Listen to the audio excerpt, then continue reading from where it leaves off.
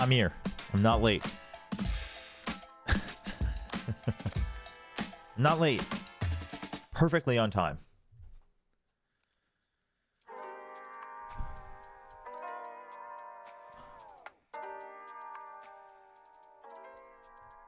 Let's see. All right, YouTube's connected. Twitch is connected.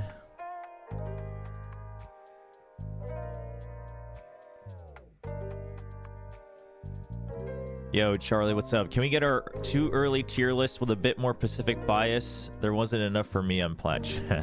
Listen, okay, we need to talk.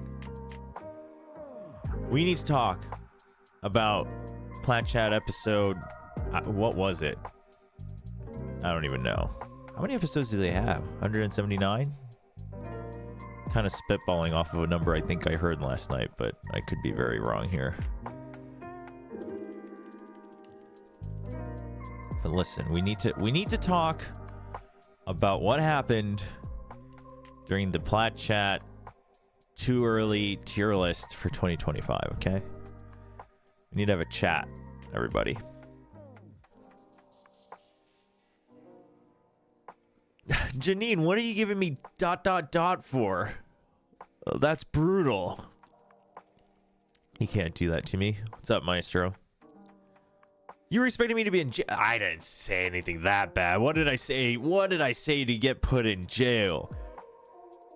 For the first time, I go to freaking bat. I die on the hill for Paper X, and this is what I get. You guys are brutal. You will never be happy. You will never be happy. Okay. Okay, you know what? We'll talk RRQ first. Okay, first of all, okay, you know what? Or we'll just, okay, you know what? You guys are at my throat for this. Listen. All right, let me. Where's the someone uploaded the screenshot of it? All right, here we go.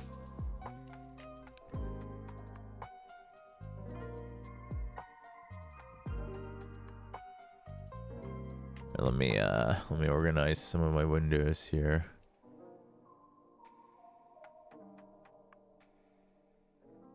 Oh, give me 1 second. I just got an email. It's kind of important. Also, before I forget, I need to connect to my external drive so I can record.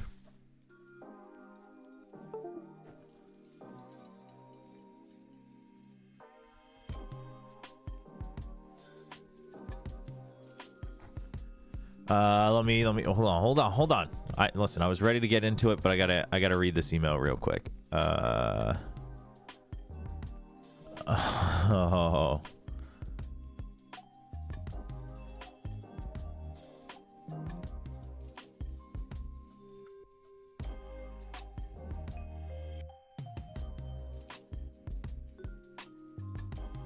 Okay, hold on. I gotta make an appointment here, an arrangement.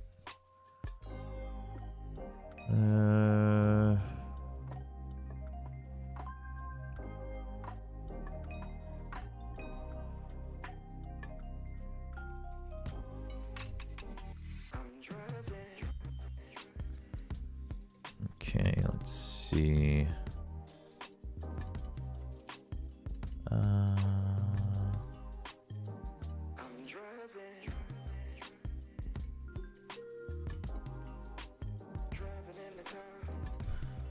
Thursday. I don't have anything Thursday. Well, let me just answer this. Hold on. Hello, everybody. 1 second.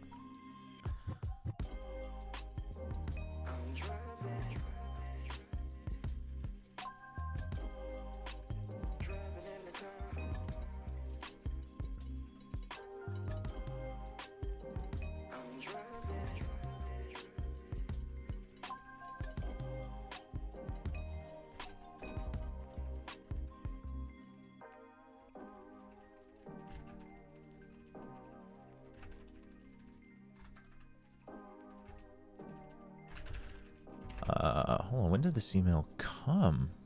Oh, literally 12 minutes ago. Okay.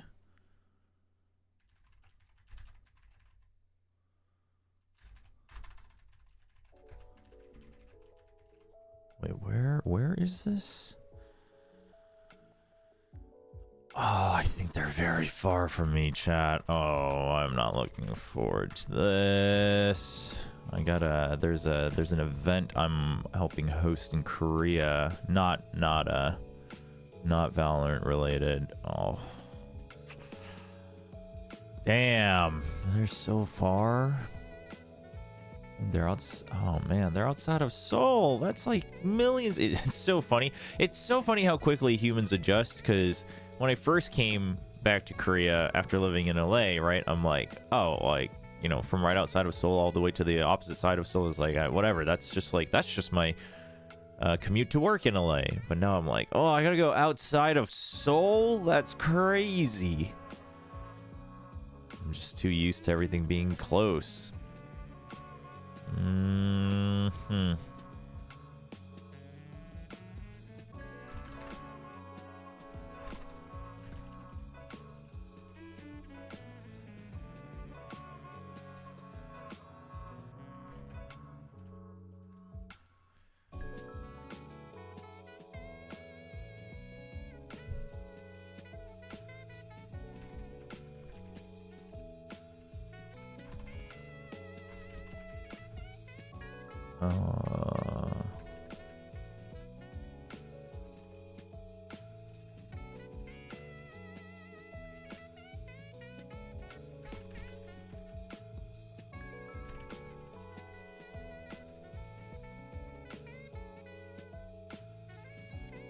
Let's see.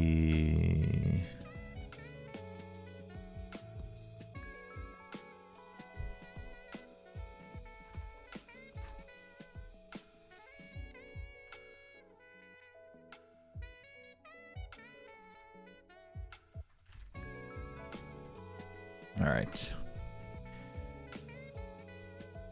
Yo, what's up, Exco? Notice, yeah, I cut my hair. The other cities outside of Seoul. Well, the cities, so like it depends on what we're calling a city, but like the next like big city, which no city's as big as Seoul, except, I mean, Busan's big, but the next like big city is, I mean, if we're counting Incheon, it's not that far. Daejeon, which is actually where I grew up, is like 2 hours away by car, which is like not bad at all if you're from the States, or I guess even parts of Europe.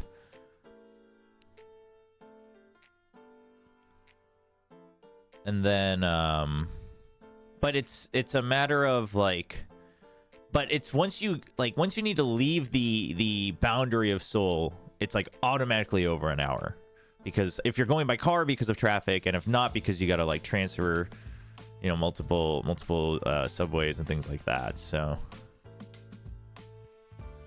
I gotta organize my email too. Okay, all right, we can talk about this. Can we talk about this? We can talk about this.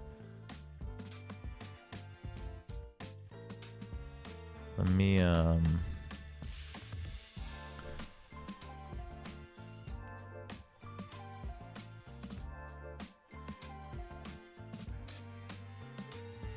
let's bring this up. Why, dude, every time I open a new tab, it's like really zoomed in. Why is that?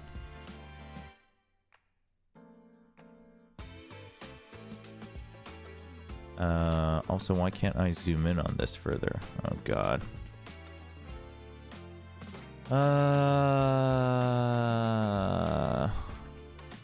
Oops. Well, now I just closed everything. I'm very lost. Give me a second here.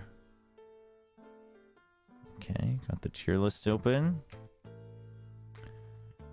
Where is yesterday's screenshot? Is it this one? Yeah, okay.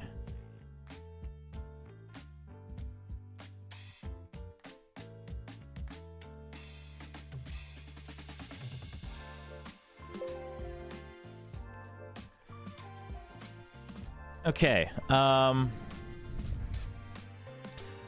Charlie, I just found it crazy to not take into consideration the off-season games. So many Pacific teams. Yeah, but I think part of the reason we tried to do, which, by the way, yes, I mean, we're human beings. It's hard to ignore that completely.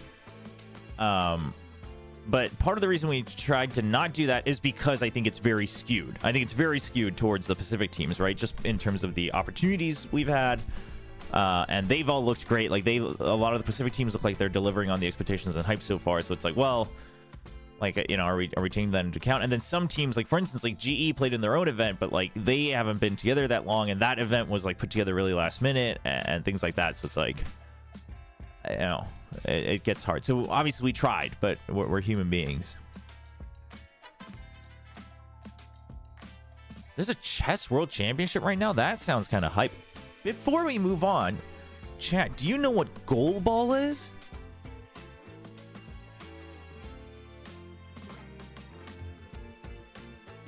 Goal ball.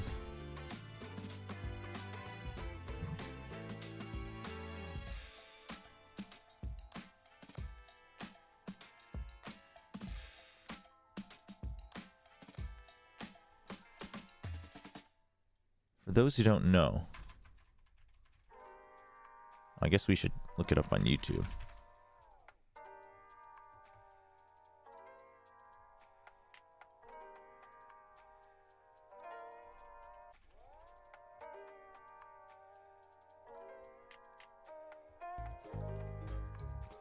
Let me pause the music.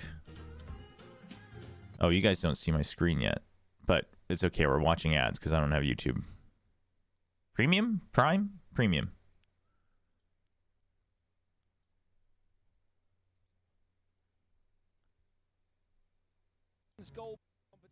So goalball is a Paralympic sport for athletes with vision impairments, and so they wear these, I assume they're blindfolds, right? They wear these blindfold masks, and that ball has like bells inside of it, so you can hear it, kind of, but I think it's very soft because in the broadcast you can only hear it bouncing, and so you like take turns throwing it and making noise with it to try to throw them off.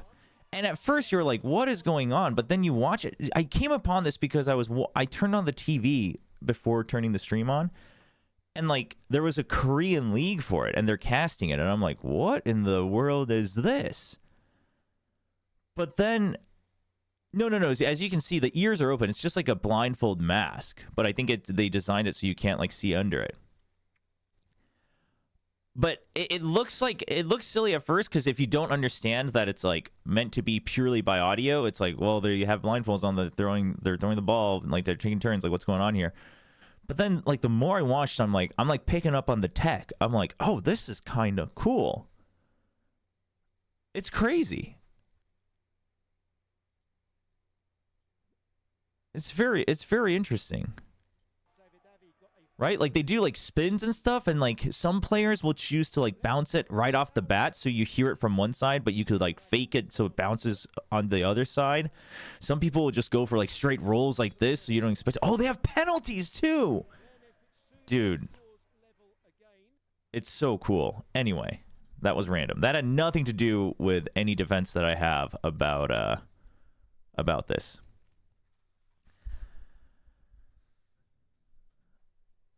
Nightbot, stop talking about Supervive. We're done with Supervive. What is this? Which chat is Nightbot going off about? Twitch? Nightbot's fired. I'm done with Supervive, by the way. For now. It's just it doesn't have enough hook for me.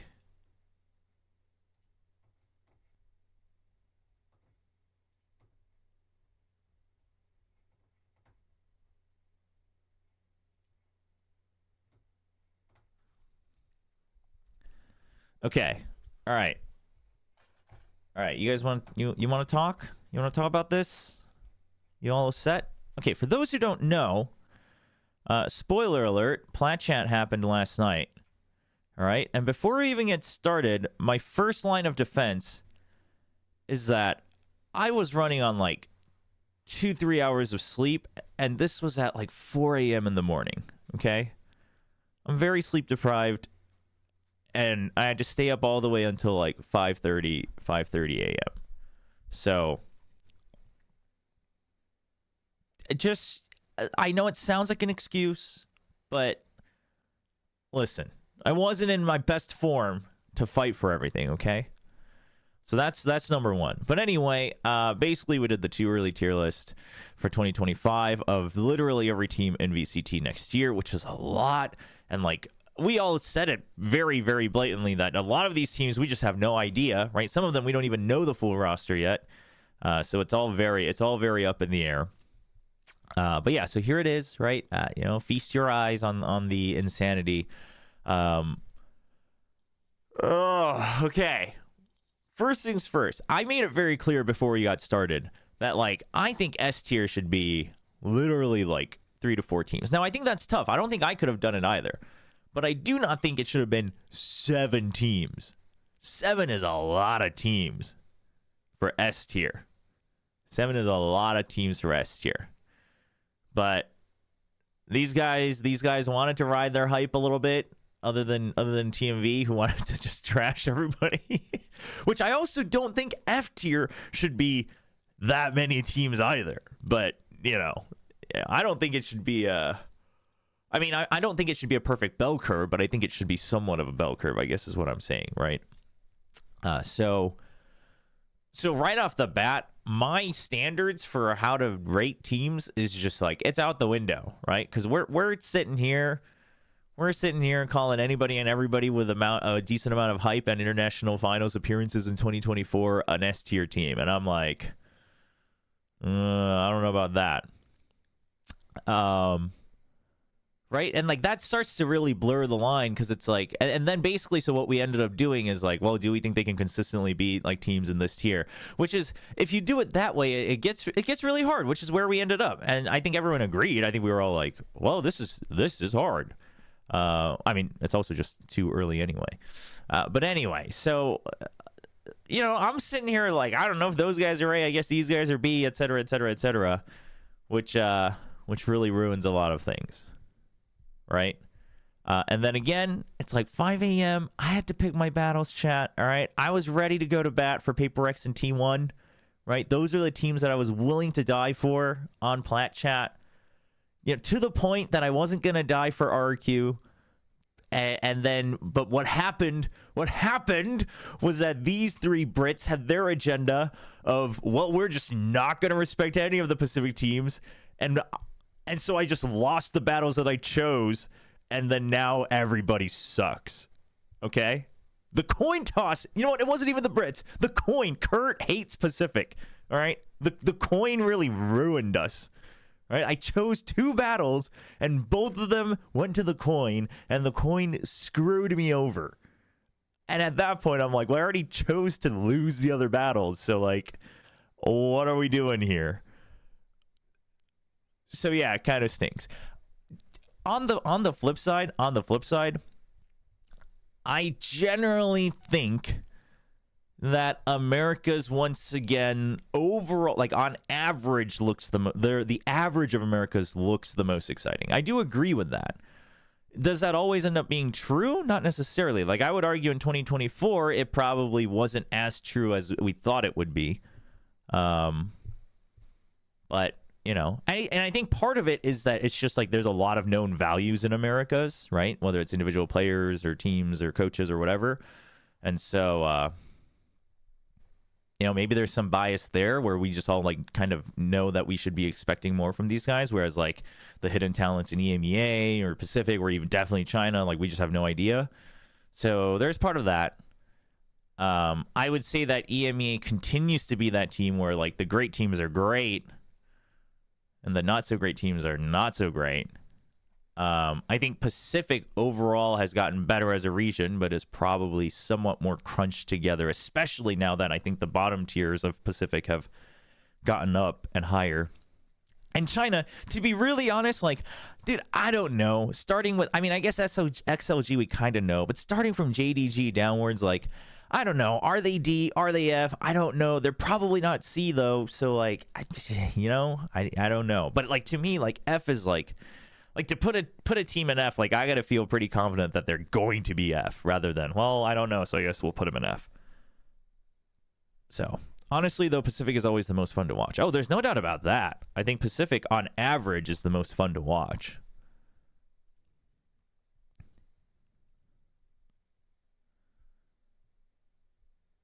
F is like the best tier 2 teams. You know what? That's actually, you know what? That's a good question. So you're asking, Twitch is asking, F is like the best tier 2 teams can beat these teams 5 out of 10 times. No? In fact, I have no idea where we all thought F was. We kind of defined what S was. We never defined what F was, and that's probably where we messed up. Personally, F is like, I think they could win Ascension, but I think like they could win Ascension, right? Like, to me, F is like, this team could win Ascension. Like, there's no doubt they are the greats of challengers, but I'm not really seeing them punch above their weight confidently throughout the year. So, like, I don't know if I would say 5 out of 10 times seems pretty big. But I would say, like, maybe like 3 out of 10 times, right?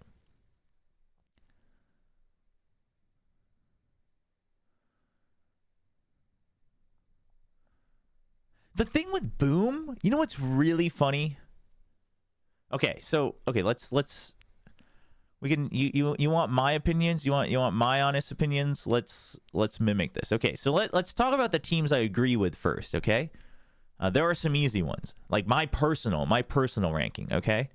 And I'll define it as, we're gonna redefine these. We're gonna I think A through D will kind of leave as is, but we'll say like S is like trophy lifters, right? Like international trophy lifters. F is like clearly best of challengers, right? Why does that make it green though? There you go. And then everything else we'll just put in D. So this is basically, the reason I say this is because F doesn't mean a team is bad. They're just worse. Like, I think a lot of people, because whenever you say F, we always relate it to fail, because that's what it is. And everyone's like, oh, well, that's a failure of a team. And it's like, well, actually, they're not a failure of a team. They just aren't as great within tier 1, right? It's like if you go to the best university and then you fail on the curve, it doesn't mean you're an absolute idiot who can't learn. It just means everyone else there is like really, really smart and good at studying, right? So I just want to make that clear. If it makes you feel any better, I say this as someone who's gotten an F on his report card before in college. I'm not proud of it, but it was an eye-opening experience. It was like a real knock on the head of like, oh my God, people are really smart here. So okay. All right. Teams I agree with. And listen, this isn't my official one. I'll probably upload this to YouTube, but this isn't like my official one because like there's still a lot of off-season stuff to wait for. So we'll probably do one before the year starts, where I would have had more time to like catch up on all the teams throughout the off-season as well. Because I haven't watched all of them, right? I've like tried to catch snippets of all of them, but like especially the Chinese teams, I haven't watched all of them. But all right, teams I agree with. Listen, we're not ordering them yet, but like I agree that Heretics should be S tier. I agree that EGG should be S tier. I actually really agree that G2 should be S tier, and I think Gen G should be S tier. Like I think these are, and it just so happens that there is one per region, in fact, so that's kind of cool. But yeah, I mean, I think the arguments we had on Plat Chat for each of these teams are all, that's pretty much where I stand, and I think that's why we all agreed. Like maybe we would disagree on the order a little bit, maybe, but. Like I'm totally fine with the argument that if we had to put them in relativity, I would put Heretics at the top, even though they actually haven't lifted a trophy, right? Compared to EDG and Gen G. So these are teams I agree with. Who else do I agree with? I mean, listen. We don't even know who's playing on this team, and the ones we did know weren't that great. So, like, they're probably down there, right? Who else do I hard agree with? Who else do I hard agree with? Are there any other teams? You know what? I hard agree with this, which now it's official, by the way. Nongshim Red Force. The SPG is now Nongshim Red Force.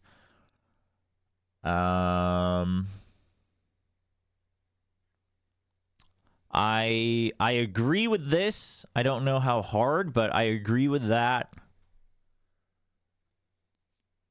I would say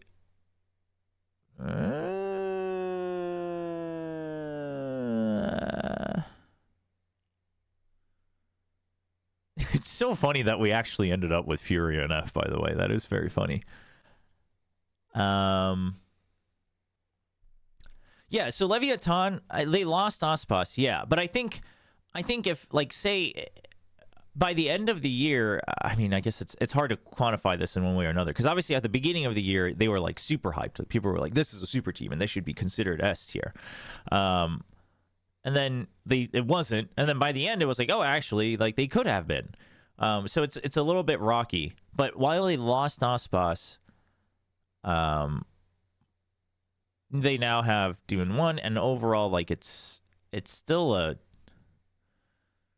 pretty strong, you know, core roster, I would say. You know what I mean? Like, I expect to see them at internationals, like, pretty consistently. You know, like, I think it would be surprising if they weren't making internationals. I think it'd be a disappointment, right? Let's put it that way. And the question becomes, like, is Demon 1 going to play well or not, right? I mean, he has to prove himself again, but I'm willing to give him the benefit of the doubt of, like, I'll believe in you and then get disappointed, rather than, like, all right, well, prove yourself again. Otherwise, I'm not going to consider you a great player because, like, you were an MVP of a Champions winning team. So, like, you know, and it's not like, like, even Ye, I still have faith in. I just think it's unfair to him now to have the same expectations. But I think for Demon 1, I think it's fair to have those expectations and then get disappointed, right?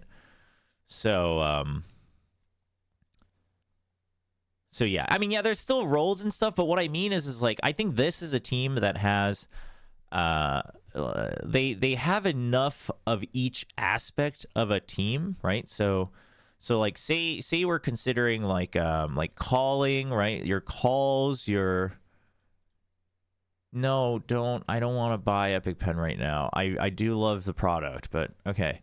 So you've got like calls, you've got you know, like individual, like complete mechanics, like basically aim, right? Let's say aim slash like movement within aim, right? Your strafing and stuff.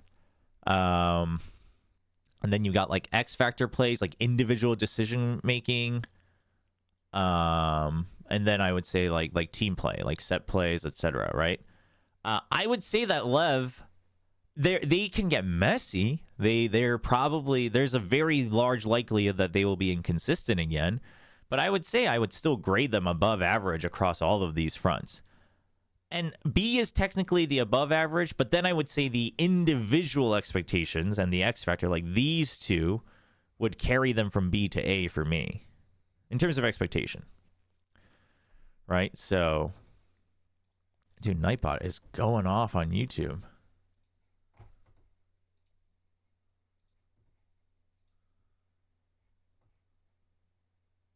Let me change this real quick. Normally, Nightbot's just not working in YouTube, so I just kind of ignored him, but...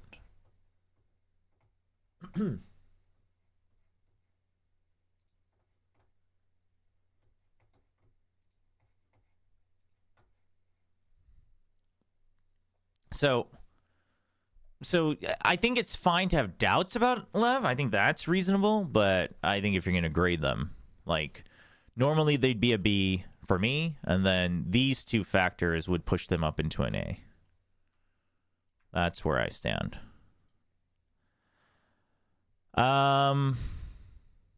Honestly, I'm a little torn on DRX. Like, there's an argument for A or B, so we'll get to that later. Dude, Tyloo is probably F. Right? But okay, let's do this, right? Like, personally, I'm putting Tech in D. Right? Personally, I'm putting Tech in D.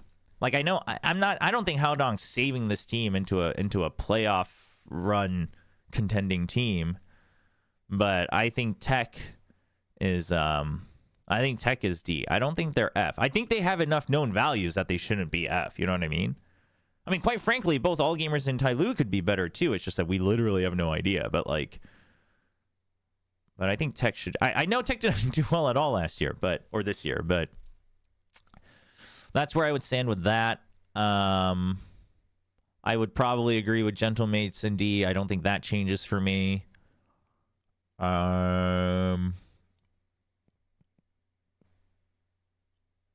Listen, I'm fine with Billy and C. I agree with that. In fact, I kind of made that happen.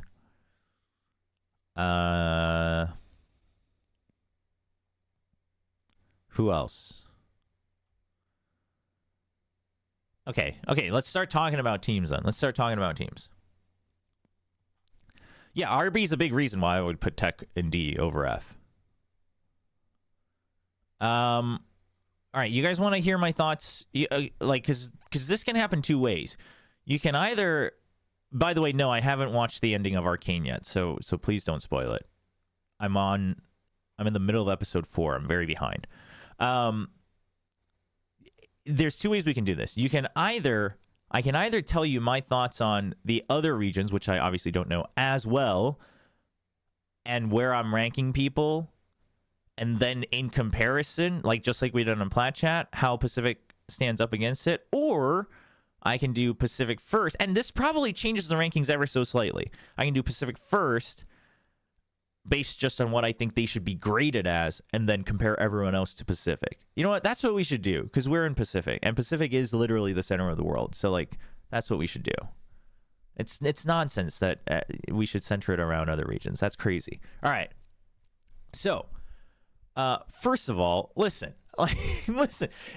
I know Sliggy and I were half memeing. I was half memeing. I think Sliggy was 100% serious about the patch. We were talking about in his watch party as well in the RRQ Paper X game. But I think, okay, just give me a chance. First of all, you all know that I've been a big Paper X doubter. You all know that I'm a big Paper X doubter. That doesn't mean they're bad. I'm a doubter, right? I'm a big Paper X doubter. However, all right. However, you consider that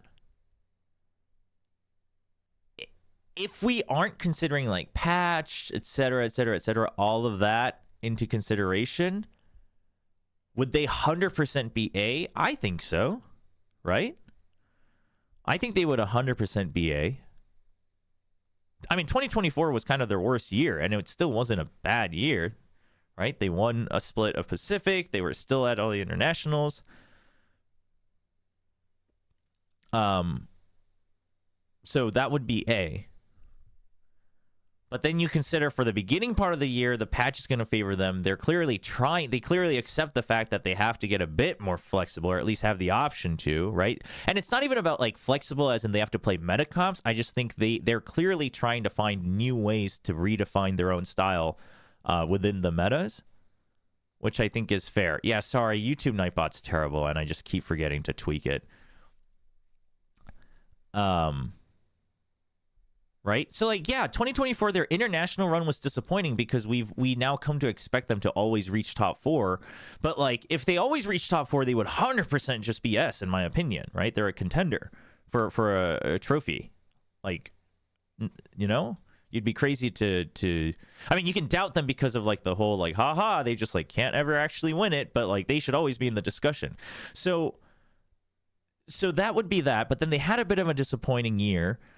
We also should consider that they did have a bit of a roster and role redefining period, right? I'm not giving them too much credit for that, but it did happen. So there's that. So normally they would be A, but now I think the patch absolutely favors them for the beginning part of the year. They're already trying to change. They're at least trying to change how they think about the game and how to make sure that they can continue adapting.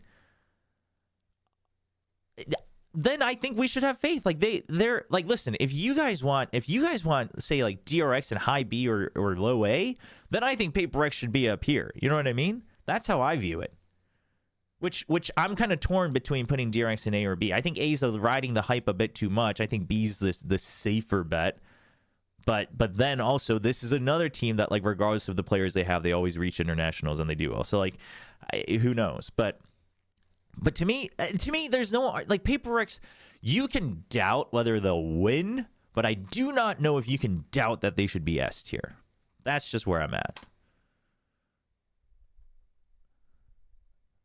Yo, Maria, I'm not gonna be fixing Nightbot, so you gotta let go of the caps lock.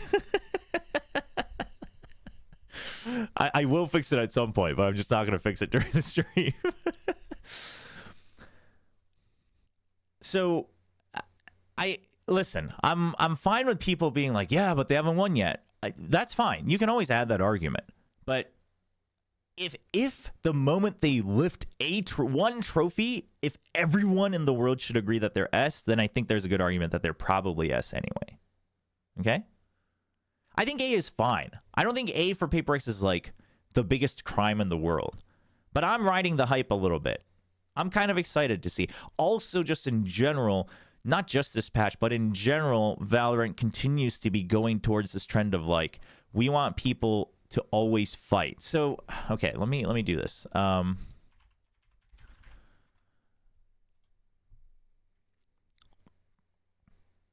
Veloplant, hello?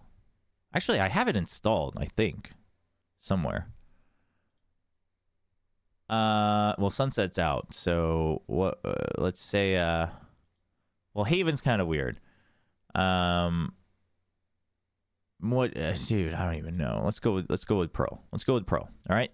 So, for instance, on Pearl, it doesn't matter who it is, but let's just say there's like let's say there's a Jet here, and let's say there's a KO here, right? This guy's a defender. How do I change them again? Man, I haven't used Valoplant in a little while. Uh-oh. Somebody remind me.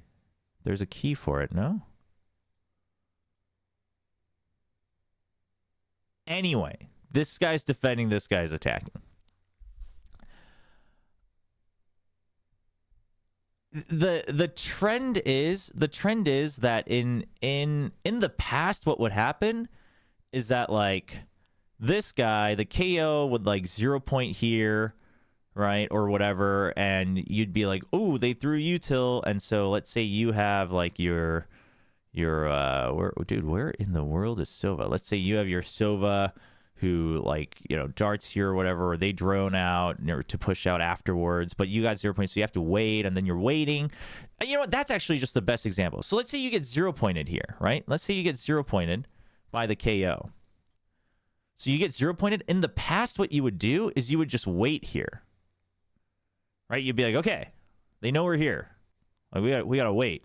We gotta wait until this is over because we gotta use our util to re-clear. And so you would basically take very, very clear, slow turns in trading util in the past. But these days, what's happening is basically this happens, and these guys are like, well, we can't give them a free, 10 seconds of just free control of A main without any risk. So what we're gonna do is we're just gonna double swing. We're gonna swing out, which either the KO gets the kill, or he gets traded, or he has to back out. So if he backs out, now you have full control of A main.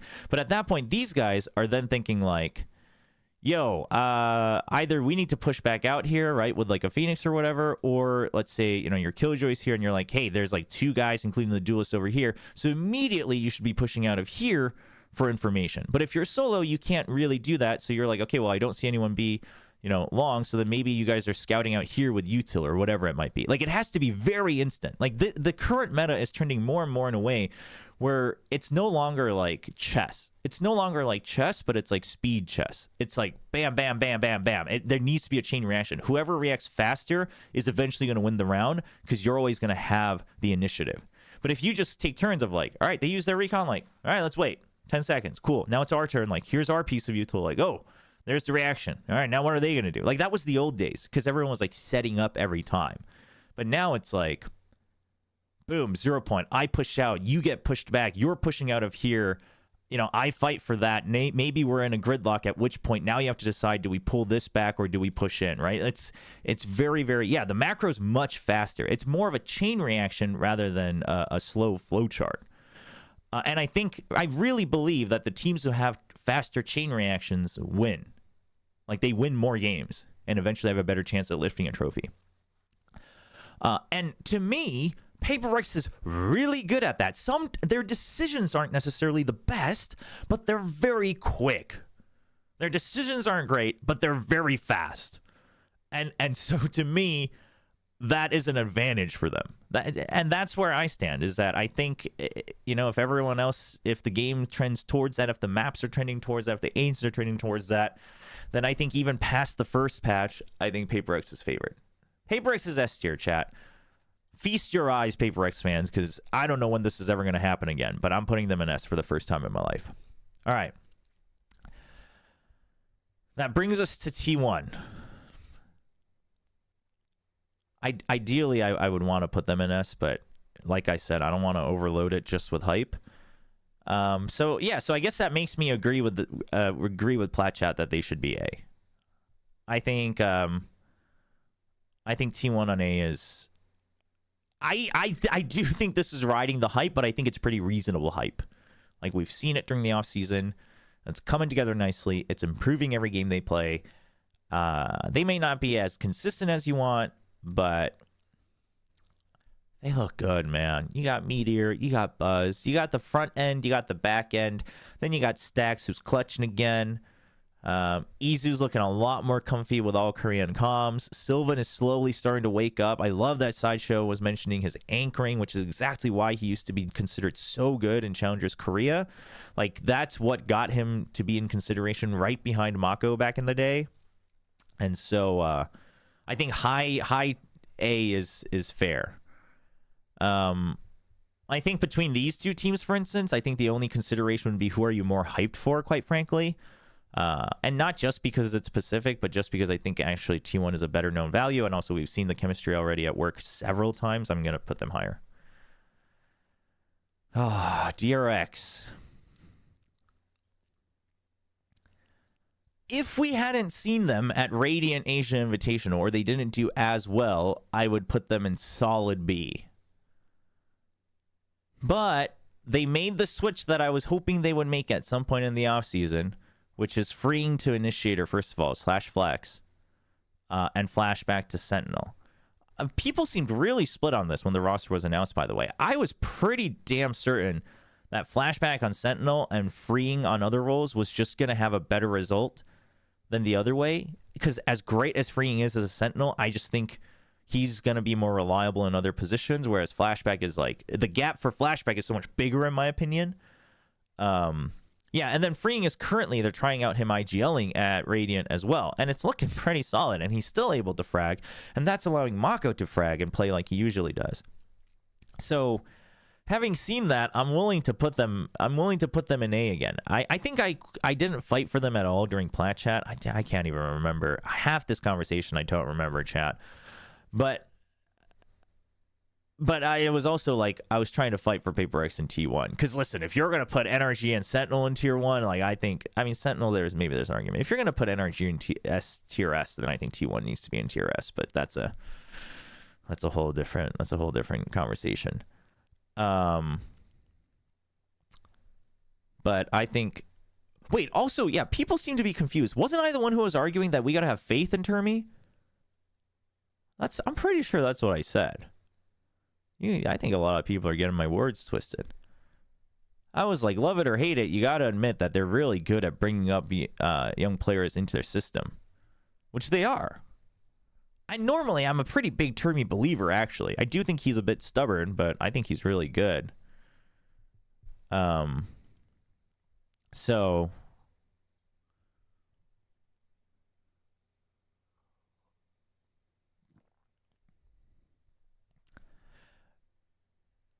do you think the Nongshim Challenger squad will find a new home? Hey, by the way, am I the only one confused on why they can't have a Challengers team? Unless they're saying that you can have an Academy team but not a Challengers team. Is that what they're saying?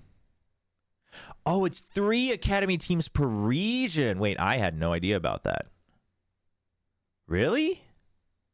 Wait, that seems kind of borked. Really? I skipped over that part of the announcement. Oh. Dude, I hope so. I hope those guys find a home. I'll be real honest. I don't really care too much about the other players, but I hope X-Ross finds a home. Because X-Ross, like, he's going to get trialed next year for sure for Korean teams if there's open slots. Anyway, I think Chloe and Sid are also very good, but I think X-Ross is the most consistent. Anyway, I hope so. I don't know. The options aren't that great. The options aren't that great in Challengers Korea. Anyway, DRX, considering what we've seen and the fact that they're willing to like try out these different roles of IGLing and different roles, I think that's promising. And I think, you know, it only took, you know, the first half of the off season for Hyunmin and Atan to start showcasing why people were excited about them. Because I'll be honest, initially I wasn't that impressed. I was like, okay, I mean, like, yeah, you're great, but like from what people have been telling me, like, you got to show me more. It was kind of like Foxy9's debut. It was like, okay, you're good, but it's like, so is everybody else. But we're starting to see more sparks of it, so I'm fine with them there. Let's do Boom later. Let's do GE later. Okay, Team Secret. Dude, they're solid B. Team Secret is like... Team Secret, we said this on Planet Chat. They are I agree with this. They are the definition of a solid to lower half of B. Right? Like, it wouldn't be an upset if they made, you know, like top 6 or whatever. It would not be an upset. But they could also very well not do it, right? They're just always there. They're literally the gatekeeper. Yeah, like I said, you could send them to China and they would be the gatekeeper team. You could send them to Americas and they would be the gatekeeper team. They like have this thing where they play to their opponent's power level and they're really good at it. And so, yeah, like if you consistently beat Team Secret, then you're probably going to internationals. If you can kind of beat them, then you would be tier B or C. You know what I mean? Like that's just where you're at. So, and they haven't made changes. Like we haven't seen anything otherwise to be convinced that with the same roster and Dummy Singh as a coach that they have been revolutionized. So, Secret is B. I agree with that. Okay. Talon.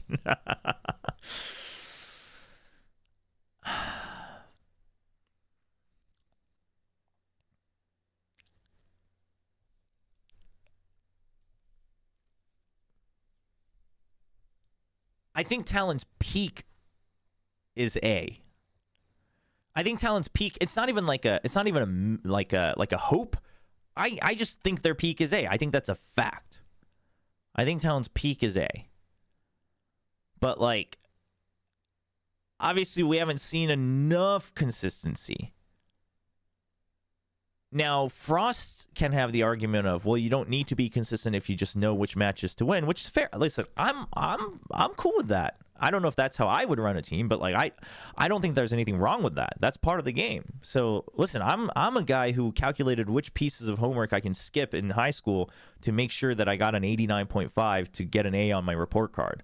Like I would literally just intentionally skip over like weeks of homework because I was like, well, I could get a 0 on that and I get an 89.5. So like I'm totally cool with that system. I'm totally cool with that mindset. That doesn't necessarily take away from them, but like we just haven't seen enough. I mean, Primi, I think we all agree that Primi's looking, he's looking like the promise is true, right? That the hype is true as long as he stays on Duelist. Like we all believe that, right? In which case, then I think Primi can be a big X factor. And I think if the other guys aren't getting swapped around too often, right, in the form of Governor and Ban having to constantly play like Duelist and then Sentinel and then Initiator and whatever, like that should be better. So like this is a team where I'm like, Listen, if I was afraid of getting graded entirely on my tier list, I would actually maybe put them in very high B, but I think the excitement can put them in A. Now, do I put them above or below DRX? Is like, I don't know, actually. Just because DRX is so unknown, it's more about DRX than talent, I would say. They're definitely below T1, though, in my opinion. I'm gonna leave them here, but I might put them here. But I'm gonna leave them here for now. We'll see how it looks. Like, we should also, just a reminder, you shouldn't start to consider this. You shouldn't, I know we talked about it with Team Secret, but you shouldn't look at this. If you're doing the whole world, the standard should not be, can they make an international? Because some regions it's going to be easier to make an international. So like that shouldn't be it, but it should be more a matter of like, do they go out and completely bomb out without showing anything? Or are you like able to compete? Are you contending to get out of groups at internationals? Are you contending to get top 6? That's what it should be. Just so we're clear. And that's where I'm like, I don't know, with talent, like this is about where I would say like we expect you to make playoffs even if the group is hard, but like, yeah, you could bomb out and we wouldn't blame you, but like we expect you to make playoffs and then maybe even top 6, right? And like I don't know if I have faith that talent can make a top 6, in which case I'm like, maybe not. So they might get dropped down, but it's not final yet.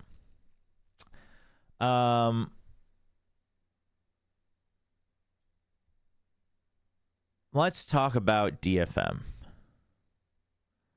Dude, I don't know what to think about this team, man. They look so good right now in the Radiant Asia Invitational. They look so good.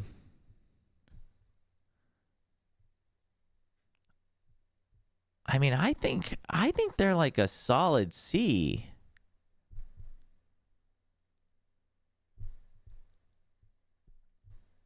Don't fall for their tricks.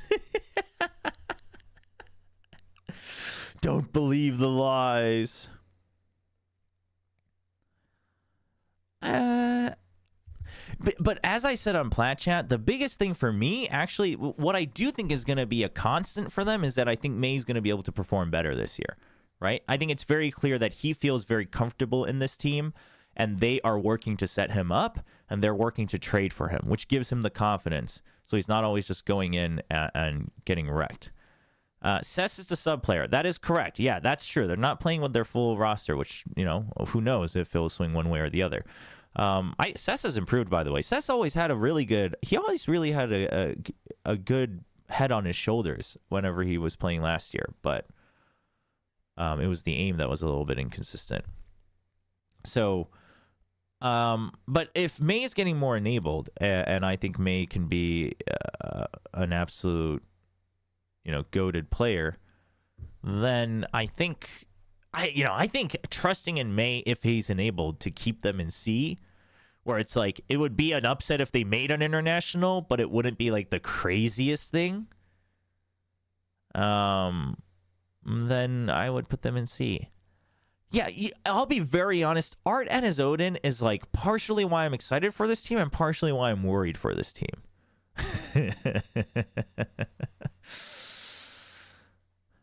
No, I'm a Gen G believer still. No, I think people having knee-jerk reactions about Foxy9 is unfair. I say this as someone who, I always said Meteor was my guy on Gen G. Like, he was the guy I believed in Gen G. I think DFM on C is fine. If you're riding the hype, if a fan of DFM wants to put them in B, I'll let them have it, but I don't think they're B. Like, I don't think I expect them to make internationals. Oh, Ascent is gone, but Lotus is coming back. Checkmate, Atheists. So we're good. We're fine. All right.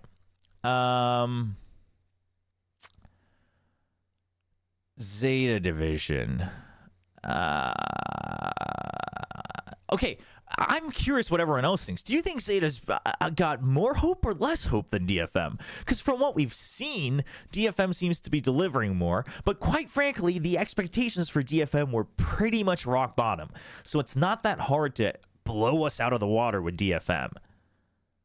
Whereas I think Zeta, we have some more expectations.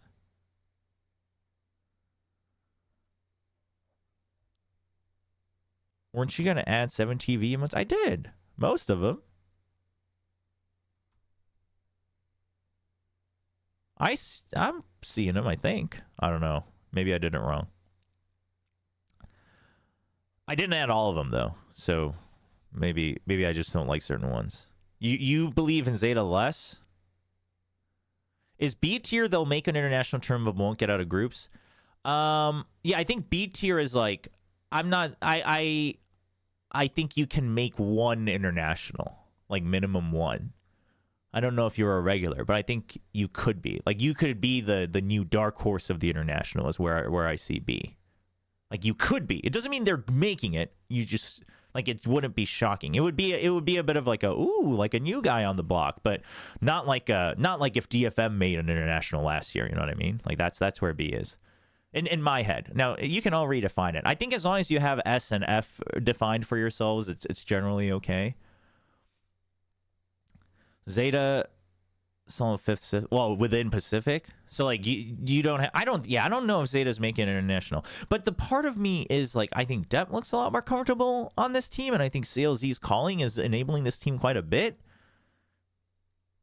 I hope we don't have to call him Clues, man. Clues and Cruise is not the most fun. But if he wants it, I mean, we'll do it. But it's all caps. Like, I don't know. CLZ's kind of sick. Anyway, I don't know. I'm kind of buying into the CLZ IGLing hype. I'm kind of buying into the CLZ IGLing hype. But I'm not as impressed with Shota. So like that's like I look at Shota and I'm like, maybe I was overhyped. And then I look at CLZ and Depp and I'm like, actually, you know? So either way, we'll leave it here. You think Jonta's coaching would take time for success? Oh, that's an interesting point. Let's leave him here. They're C tier no matter what. Are they? Are we sure they're not D tier? They're not D tier. Listen, we're in Asia. We don't have Ds and Fs. You know what I mean? JK, because we're going to talk about global esports and boom esports. We'll organize the order later. We'll organize the order later. So GE. So chat, I actually have a video on GE from some of their face-off games. I didn't get to watch every single map, but I watched most of it. But also like it's. I think as a fan, that event was great. First of all, I just want to say, like, props to GE. Like, they were supposed to be at FanZeal, right? The one that got canceled, and then also Convergence was supposed to happen and it got canceled. So like that really sucks. But then you tried to organize whatever it is, right, to showcase a bit of your players, to get them some reps, even if it's at the risk of you guys doing this really early in the roster's formation. I have mad respect for that, and I think. No matter who, it doesn't matter who the opponent was. It was just great, I think, if you're a fan of the team or you're interested in the team, just to be able to see. So like that's good, and for the players for sure. So that's good. So that's that. However, like you're playing against an all gamers who we don't even know if that's their roster. You're playing against a rare Atom that isn't rare Atom anymore. So like I'm not taking those games into account at all. I mean, maybe not at all. Yeah, you should take into some like the set plays and stuff, but I'm not really reading into that. So then I'm looking at the games I can kind of count on, which is the games against Naus and Boom, because their opponents are known values, right? Like we know what to expect from Naus and Boom, and we know whether their performance in those matches was like over or under and things like that.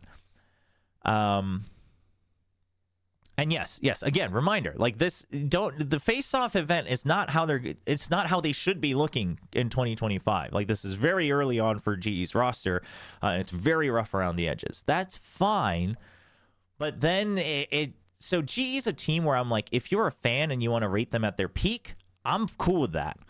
But if also you're not a fan and you're like, well, yeah, I'm a doubter until you prove it, I'm fine with that too.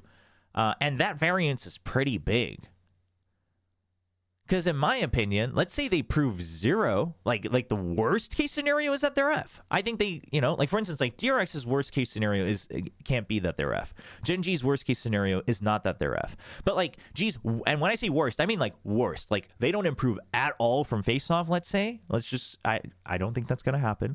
But if they don't improve at all, then they would be clearly the best of challengers, right? Like they shouldn't lose to the, you know, challengers and accession teams all the time. But and here's why I say this, and this is, I have this video recorded, but it's not fully edited, and not that I'm doing crazy edits, but it's not cut, so I haven't uploaded it. But I talk about it in the video that I'll upload at some point this week, where I mentioned it in Plat Chat. They have some good ideas, like round to round. They have good set plays. Their set plays are generally pretty good as long as it was set up. But like the moment they don't get their timing, right? Let's say you're setting up. I mean, we'll just use Pearl as an example. Let's say you're like, all right, we're gonna sit here, and right now, because they're rough around the edges, it takes a lot longer. I'm taking that into account. But you're like, all right, my lineup's ready. All right, we're ready to go. And then, but before you go, it's like, boom, 0 point. It just came back. You didn't keep track of the cooldown. Then I'm looking at things like, okay, you didn't keep track of the cooldown. And then now that it's 0 pointed, if you just wait around and you're like, okay, well, we got to wait another 10 seconds before we do our set play. I'm like, well, that just isn't going to fly at tier 1. You know what I mean? They're not going to let you do your set play anymore. Because by that time, let's say like this guy's already here or whatever it is. So, but also I have a lot of, we should say hope in the coaching staff. I'm pretty excited for Juvenile, and I've always liked the ideas that Elevated puts out there, whether it's on the podcast, whether it's his own theory crafting. So I'm pretty hopeful. I'm pretty big on those guys as the coaching staff. But the part we don't know as outsiders is how coachable are the players. Like that, we just don't know. Like some people are really skilled and they're not coachable. Some people are absolute garbage and they're coachable. So I mean, that's where I stand of like, well, if you're a fan, I think it's fine to have bigger hopes on them. Like, I think their peak in 2025 in 1 year, I think their peak would be C. Like they would be a solid C team, you know, like I would expect to see them in 1 or 2 playoffs within the region. But I don't think they would get like, you know, much higher. I don't think they would make an international, things like that. But I think that's their peak. So if you're a fan and you're like, well, I think they can reach that peak in a year. Oh, you know, I think that's reasonable. But if not, then I think they're D. But I think they're a high D. I think they'll have enough stability. Like Tech is not a high D. Because Tech is like, you're getting saved out of F tier by your individual skill and X factor. To me, at least. Right? That's where I rate it. Whereas GE, I would rate higher than F because I think their foundations are going to be good. I think their fundamentals are going to be good. So, yeah. Listen, I think they will improve, and I think they can. I just don't know how quickly. Like, you know, it's a matter of, like, do we start seeing them improve, like, split 1, split 2, like, end of split 2, kickoff, right? Like, that all changes the entire thing. So, But I will say they're a very exciting team. They're a very exciting team. They're a very exciting roster. So this isn't me like putting them down. It's also just everyone's really good right now. All right, boom. Everyone likes, and whenever we talk about boom, dude, oh man, I made the mistake of, because I was like, well, tier lists are fun. So I looked up the comments on the YouTube video for Plat Chat. And like, you all think we're bad at making tier lists, but my God, the community is so score based. You guys are like, yeah, but they were 2 rounds away from getting ascended. And I'm like, what? Yeah, sure. But Team Secret is always literally 2 rounds away from making an international. That doesn't make them suddenly an international team. You know what I mean? Like, RRQ is literally 2 rounds away from beating Gen G 4 times in a year. That doesn't suddenly make them an international contender. Like, it's such a dumb argument.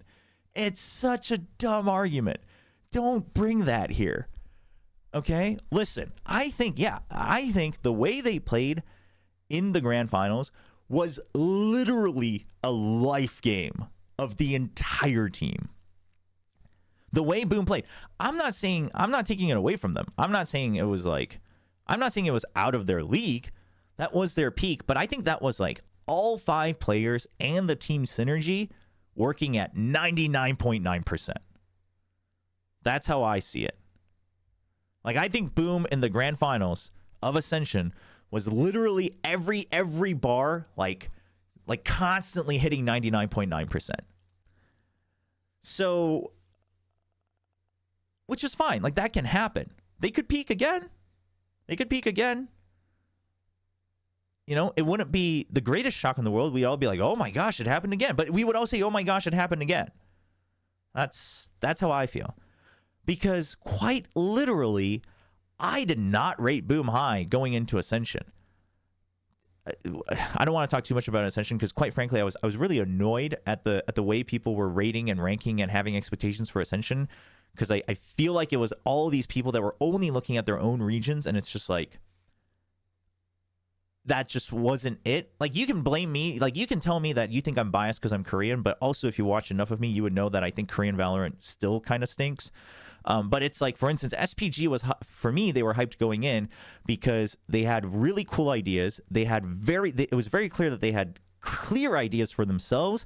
They were playing a pace that most teams weren't used to. They had individual mechanics, but then when they got challenged, they knew how to adapt eventually. It always took a little bit longer than I would have liked, but they did, right? So that, you know, they knew how to work with what they had. Like, and if it had to be aim duels, it had to be aim duels. Like, it was the same against Boom, right? Like, Francis is like, yo, just lock me in, deadlock wall me in showers, and I'm just going to have to win this duel, and that's how we win this round. But, like, at the very least, you understand that. Like, you know what tools you have. That's why I rate Nongshim and, you know, XSPG really high. Boom did not have that. Boom was like this team that's really good at skirmishing, but they kind of need time to set up for the skirmish, for the util. But when it happens, they're really good. They're really good at these like 3v3s, 4v4s. But if you don't give it to them, they kind of falter, right? The macro wasn't there. The meta interpretation wasn't there. So I didn't rate them highly, but I did have them going to the grand finals because I thought, okay, with home ground advantage, they should be peaking. Or, you know, different teams react differently, but I expected them to peak because they're not strangers to the fan base and the energy, and they did, and that's exactly where I thought they would be.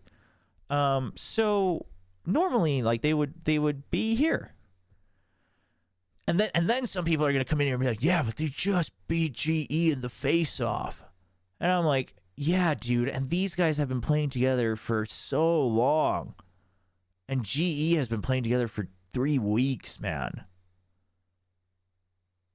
And then you're going to be like, yeah, but they had just switched their comms to English too. And I'm like, I don't know if that's really going to matter here. Quite frankly, worst comes to worst. Like, they could have just said in the panic of things, forget DOS9, we're just going to communicate like we used to, and they'd still do fine, because I think DOS9 is the type of player who can just kind of look at the minimap and catch on to the flow and do just fine. I am exciting for DOS9. I am excited for DOS9. And I think this team can also climb higher. I think they can. It is a little tough because I have Tech in D. It is a little tough.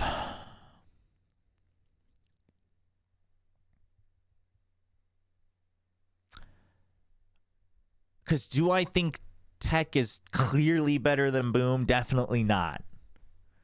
But do I think Tech has enough X factor to beat Boom when it matters? Maybe. Probably.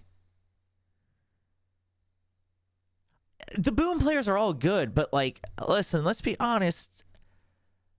Just like every other team, if you're getting to Ascension, you're not winning it. If you're not always winning your own region, like, there's probably a reason, right?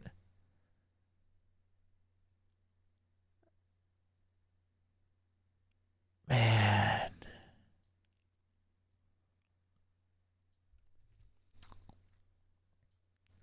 No, I'm pretty low on. I think Boom. I think Boom can do damage, but I think they're just.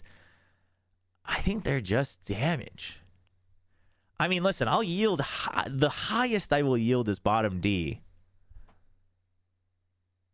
No, DOS9's really good. I think DOS9's really good. But I think DOS9 is I think he's good in the sense that he's a bit of a plug-and-play player in my mind from what we've seen. We haven't seen much, but from what I've seen, DOS9 is the type of player where, like, you can plug him into any roster and he'd get value.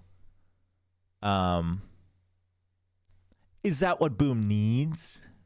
I do think it's an upgrade, but is that what Boom needed? I don't know. Because Famous and Berserks are great when they peak, but will they peak often enough to be the X factor for the team?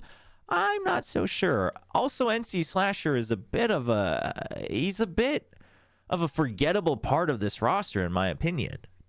Shiro's calling is pretty good, though. It is a little slow, but it's pretty good.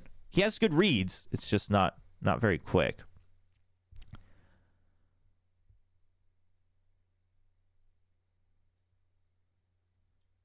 I feel like in the hypothetical universe where Boom won the extra couple rounds, the dominant narrative would be that SPG threw or choked in the finals. That probably would be the dominant narrative. I would have argued that Boom just absolutely peaked.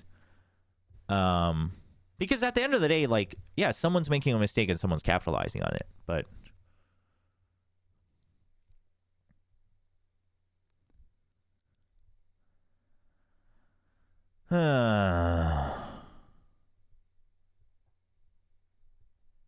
Sultan was honestly a better fit out of the two Kazakhs.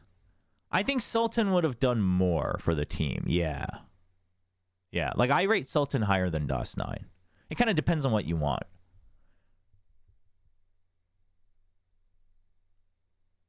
Listen, I'm going to keep him here, chat. I know I want them to do well. But, okay. You know what? We'll put it here. Because here's the thing. They might be the hungriest team in the entire world this year. Because literally everyone, if they keep losing, literally everyone's going to look at them and be like, well, you weren't even supposed to be here.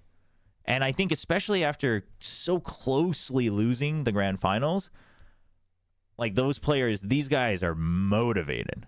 So I'll give them that. But the counterpoint to this is, if I rate you D and you don't perform at a D level, well, like, I'm losing faith in all of you guys. So, like, right? Including the CEO. So, like, this is your chance. This is your chance. Do you think that this year's teams are better overall than last year? 100%. Almost in every region. Almost across the board. Okay. Last but not least. Just in case anyone's wondering, which I don't think any of you are, but we're probably not playing Baldur's Gate 3 today. But anyway.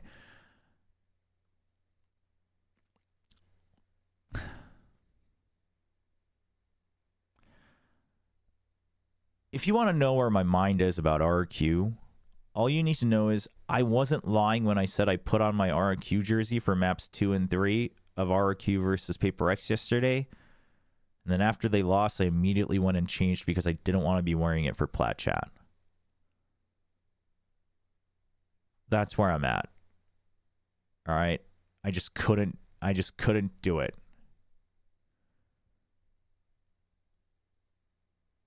Ah, man.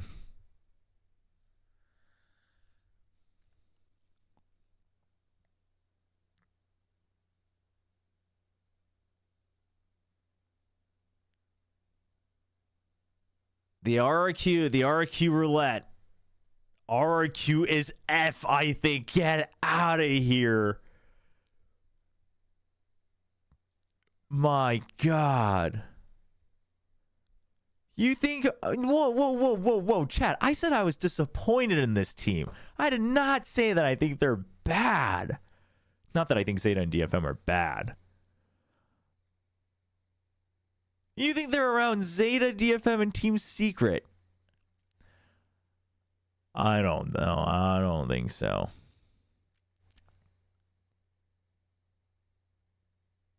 No, I rate them higher than Secret. The only thing is the Secret's so damn consistent. But I will always favor the X factor until it's like the very, very top tier and you're talking the whole year. But for instance, if you're telling me like at the first Masters, let's say all 5 of these teams appear, who do you think is winning? I don't think it's Heretics, right? But if you're like, well, over the whole year, who do you think is going to be the most, like the best average, then I think it's Heretics, right? Like that's where I stand.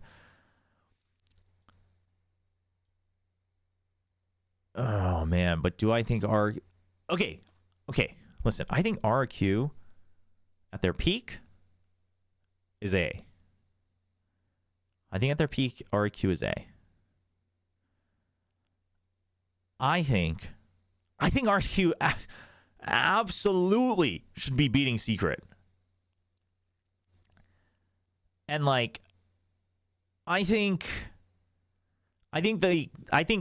it's a conversation of I think Nongshim could be beating RQ, but I think RQ generally should be winning. That's where I stand.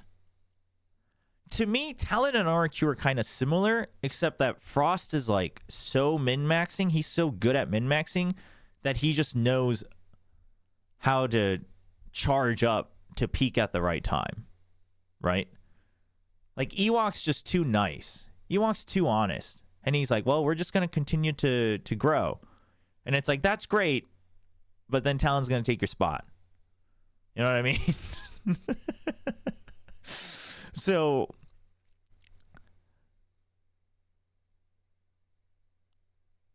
no, I think these two teams, I think RQ should be the one who's winning. I think Nongshim can beat them, but I think they should be the ones who are winning.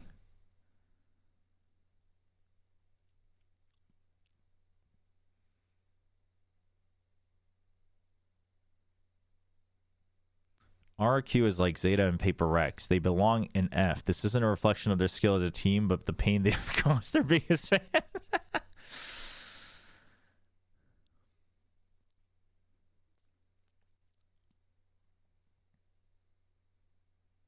No, I'm fine with RQ and oh, what the heck? I'm fine with RQ here.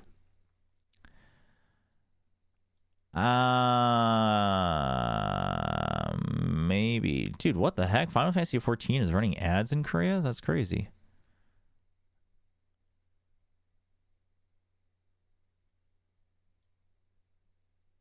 Why did they make their ad look like it's some knockoff cheap MMO though? Anyway. Yeah, nope. I'm rating RQ over Simprisa. Dude, rating an ascended team in mid B is insanely high.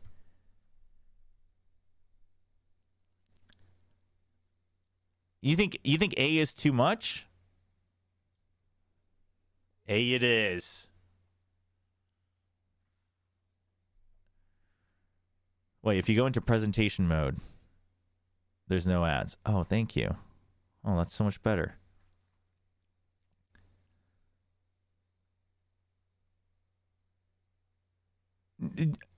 G2 is like the exception. G2 is the exception. Yeah, I saw that, Yissel. I'm going to do A, but I'm going to make it very clear. The only reason RQ is an A tier is because this is the first time in my life that I've been a fan of anything and I have to commit. Because otherwise I'm never going to become a fan of anything ever again in my life. So RQ is A tier. RQ is A tier. All right. Pacific is so stacked, chat.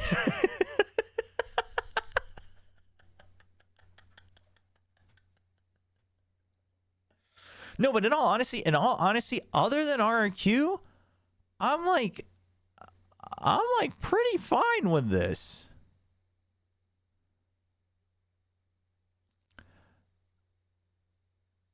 I'm pretty fine with this. Just so we're clear though, right? Like let's say, right, in my personal idea, A tier is like a team who's definitely going to internationals and like they should be shooting for top 6, but you know, generally making at least one of the playoffs, something like that. Just so we're clear, you can't have all of these teams in these tiers. It's just not realistic. So like already, like some teams are going to be disappointments compared to the tier list, but it's a tier list, not like a ranking system. So that's the difference. Okay. I'll just quick fire the rest of them. Listen, 2Gamers. I don't know what to think about these guys. You know what? Maybe we do this. Maybe Tech's like the very last part of D, right? That might be where I stand, dude. I don't know, man. I have so much respect for Sliggy, and generally I find that we agree on a lot of things and a lot of our interpretations. But like he is. I'm pretty hopeful for Crew, but like he is riding the Crew train. Meanwhile, dude, Sideshow is like, dude. I was very excited for Heat to join Crew this year, but I don't think Heat leaving Crew is necessarily like the biggest knock. I think maybe Crew's kind of like secret though. Like, but maybe higher just because they do always qualify and they do some damage. Yeah, you might be right. Crew's there. Let me quick fire and then we'll tweak it. That is there. MIBR is here. Energy is here. Sentinel is here. 100 Thieves is here. Cloud9 is here. EG is here. Furiev.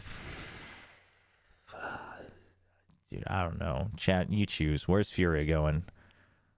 I have no thoughts on Furia. They're definitely not F.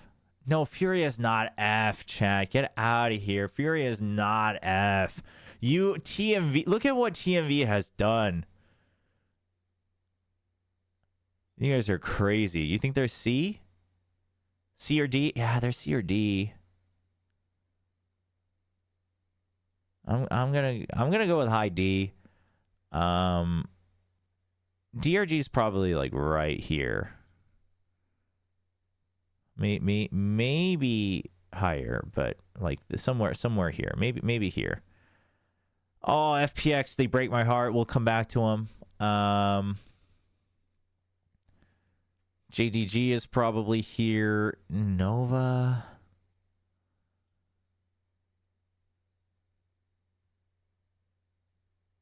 Ugh. Yeah, Nova's probably here too. I guess we just can't help, but China just hasn't, the bottom tiers of China just haven't proven enough. Trace, I'm like willing to put them like somewhere here. Wolves, XLG.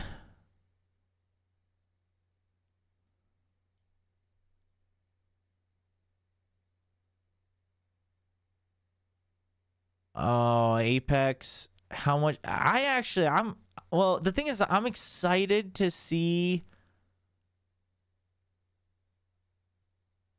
Floor at a higher level, but like, how much faith do I have? I don't know.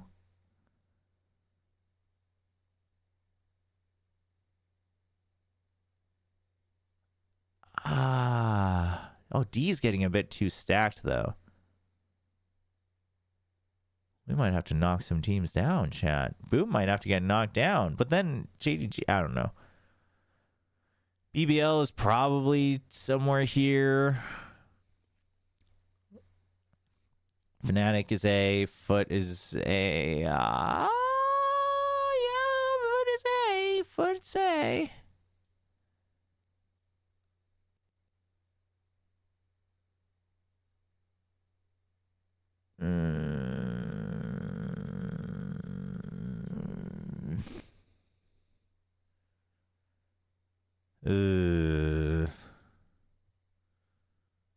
Koi's probably D. Navi's probably C. Liquid. Oh, dude.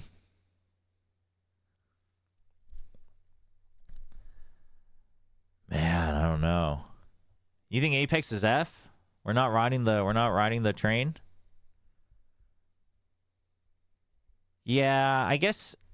I mean, also, yeah, it's not fair to put so much pressure on Floor. I'm just excited to watch Floor at a higher level and see the journey of how much you can go.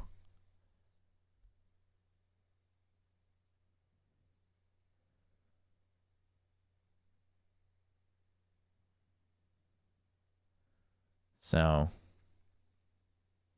yeah, but yeah, a big part of Shopify Rebellion's success, by the way, is the team. Like Sarah and Alexis are the goats of support. They're the goats. Yeah, for Liquid, I think the roster looks good. I'm actually down for C for them, but I just don't know how they're going to work as a team. Wait. The order isn't final yet. I'm just slotting them in. The order isn't final yet. Calm down. Man.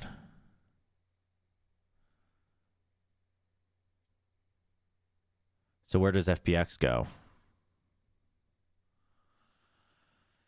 Oh, where does FPX go? This is a lot of A's.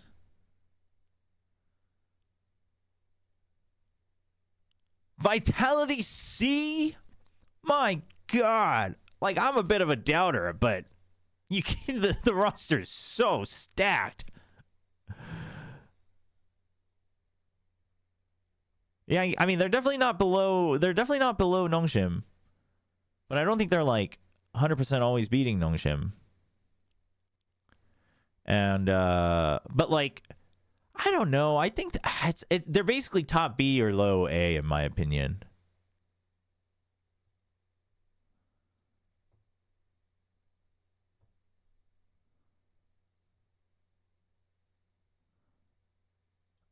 Okay, let's tweak it. All right. First of all, so I'm like pretty set. Order wise, I'm actually so excited for the G2 roster with Jog though. But I'm gonna do this. I think order wise, like I'm cool with this for S tier. I think S tier is a lock. Even the order, like I'm kind of cool with this. So now looking at teams that like I think should be regulars at internationals, right? And like they should be like in each group, they should be the stronger team. Like you'd expect them to win. I mean, unless they're matching up against each other. Like basically like the second seeds of each group, right? Vitality 100%. I mean, I honestly the roster itself is the excitement levels for this roster is at S tier for sure. It's just like we won't know until we see it. So I'm fine with that. Honestly, I am kind of on the Sentinels hype train. But I don't listen, Paper X is up there for my hype train vote, so Sentinels gets booted because I'm in Pacific. If I was in Americas, I probably would have put them above and Paper X below. T1 here is fine. I am going to rate Sentinels higher just because I think they're more of a known value overall, even with the row swaps. Lev is fine. Lev is fine. Dirix is fine. So Fnatic should probably be higher. I'm going to go like here. NRG should be higher. But how much higher?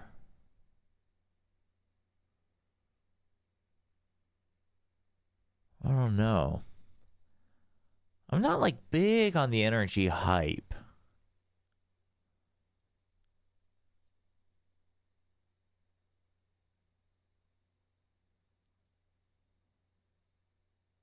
I'm thinking like I'm basically right around here.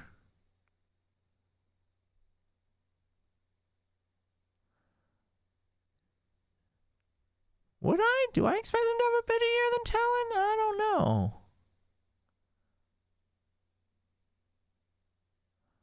Do I not believe in Finesse? I love Finesse's IGLing, but I don't know if I can keep up anymore, to be honest. You know what? This might be it. Is MIBR an A tier just because of Ospas? Yes. That's how much I rate Ospas. I don't know if he's... Like, I'm not going to say he's by far the GOAT. There's no argument for it. I'm not going to say that, but I think the impact he can have on a team is that big. Like, Ospas is insane. Like, dude, this guy is... He's insane. Foot over FPX is kind of rough. I think FPX has higher peaks. But Foot's kind of like an upgraded Team Secret in my opinion. They're very consistent, but they have their own wacky ideas, which is part of it. But they lock it in. So there's that, and then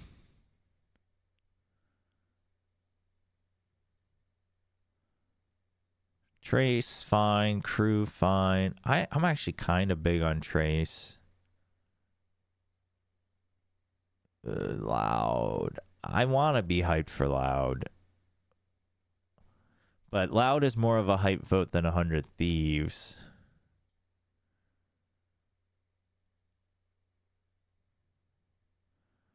I mean, Loud's definitely a hype vote. Loud's a hype vote for sure. But I just think Pancada back on Smokes on a Brazilian team, that's pretty big. And I think Tui's is going to continue to grow. I also rate Kawanzine really high.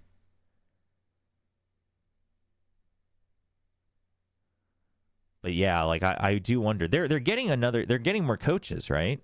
They said that, I think. So I don't know.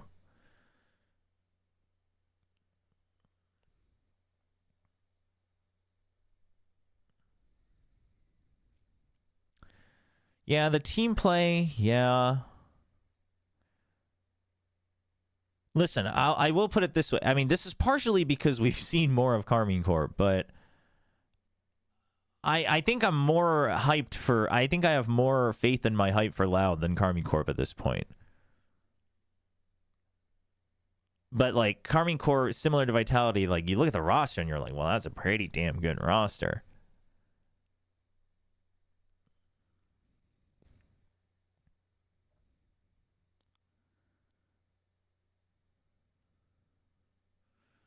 You think 100 Thieves should be higher? I could be very low on 100 Thieves. I'm a big fan of Zeke's, though. I'm a huge fan of Zeke's. Ever since the League days. You think 100 Thieves should be higher? I'm okay with that. I'm okay with 100 Thieves being higher.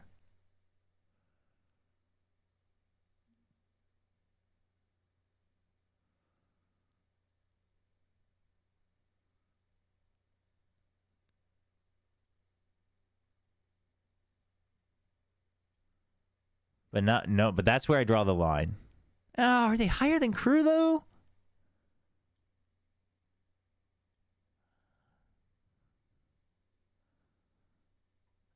These would only make one international straight to playoffs. No, I'm fine with this. I'm torn on these guys, like these three. Am I bumping any of them down to C?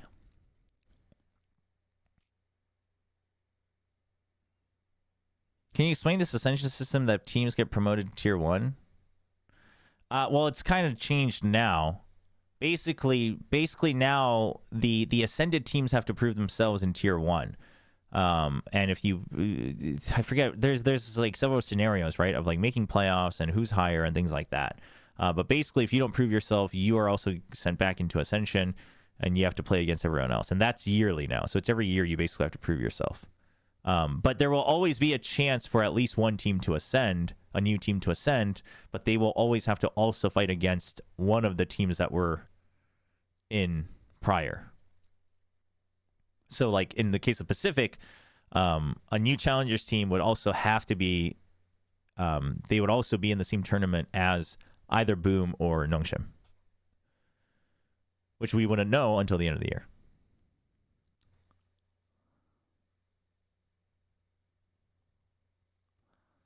Yeah, you guys are selling me the 100 Thieves. You guys are selling me 100 Thieves Hopia. I'm not buying it. I'm not buying it. I almost bought into it last year, and it almost hurt me. I'm not doing it. I'm not doing it.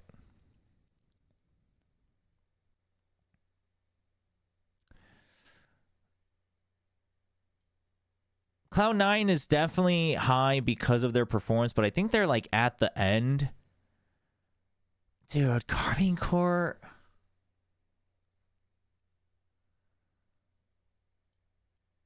Now I'm just an EMEA hater.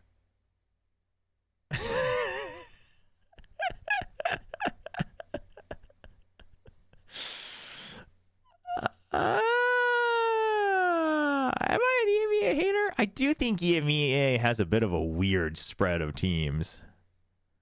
I do think that. Okay, let's move on. Carmine Core, Giant X. I think Giant X is fine. I'm willing to bite on Wolves. I think they did DFM like is fine. I'm just not big on BLG yet, but I used to be a big fan. I'm excited. They're an exciting team, but I might be proven wrong here. That's fine. EG, I think the peaks are very high. Obviously, a lot of us still have a lot of faith in Potter, and the core. And then Ye's return, I'm very excited. I really think this could be an environment just from what we've seen and heard so far where Ye could grow again. Like I think this is a team where their peaks could be up here, but it's hard to rate that right now. Navi, I'm pretty excited to watch what Happy does with Navi.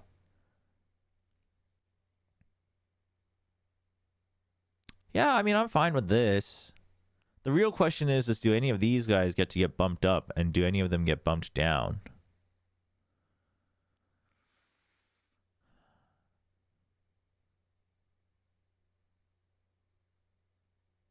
Not so sure.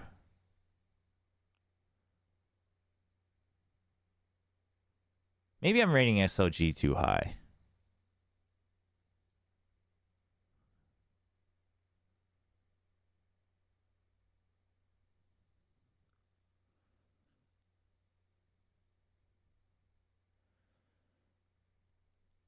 EMEA is just getting messy as a region, to be honest.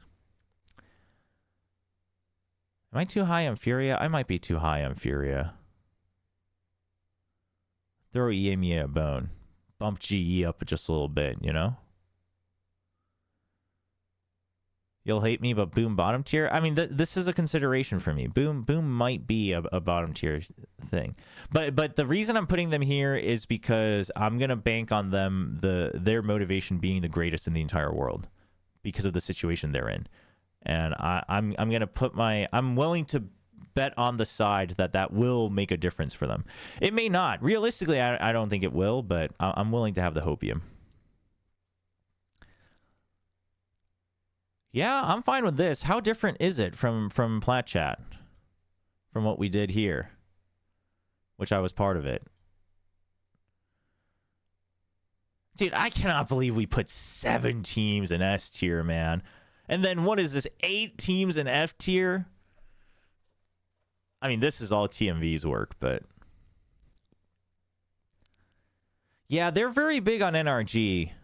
Which, like, but the reason I didn't fight against it too much is, like, they're very big on NRG as a combination of that roster plus coaching staff with Bonkar, which is like, you know what? Like, that's cool. Like, I'm down with that. I'm willing to bite. I just wouldn't do it. But so Nongshim will compete in tier 2 next year, or the slot potential, or will it be Boom? Well, we don't know. It's whoever. I think both of them are now on a 1 year. I think they're just going to tell them that they're both on the 1 year now.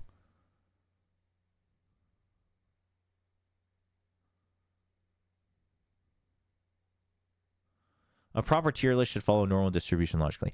Yeah, but honestly, I'm fine with like a top hat tier here, just because it's all regions. Like if it was your own region, if it was one region, it should be a bell curve. But I think if it's all regions, I think this is fine. The reality is that it can't be real because not as many teams can go to internationals and then perform because there's only a number of slots. But I think the idea is like, you know, in a world where if it was world qualification for Masters, then how would this look, right? It's like, no, I'm fine with this. Chat, Forget plat chat. Get this out of here. This is wrong. Do not listen. Do not listen to the British frauds. Don't do it. You can listen to Sliggy. That's fine. But even Sliggy gets his hopium sometimes. But then again, I'm a fan of RQ, so like I'm willing to trade blows with him there. Don't listen to this. It's just wrong. All right. Listen, I failed you all on plat chat. I was wrong. Don't listen to it. All right. This is the real deal. This is it. I'm actually okay with this. This has a good balance of like some excitement and then some just practicality. Yeah, dude, EMEA is struggling, man. EMEA is struggling for the one team region slander. It's I will say, Sliggy brought up a good point before, several times, where with champions coming to Paris, he thinks it's greater motivation than ever for a lot of these EMEA teams, and especially the French orgs, which I think is true. And so it could be a similar scenario as Boom, where like that motivation is what makes the difference, right? Which would be cool. That would be cool.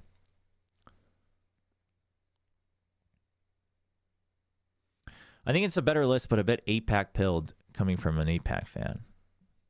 What do you mean?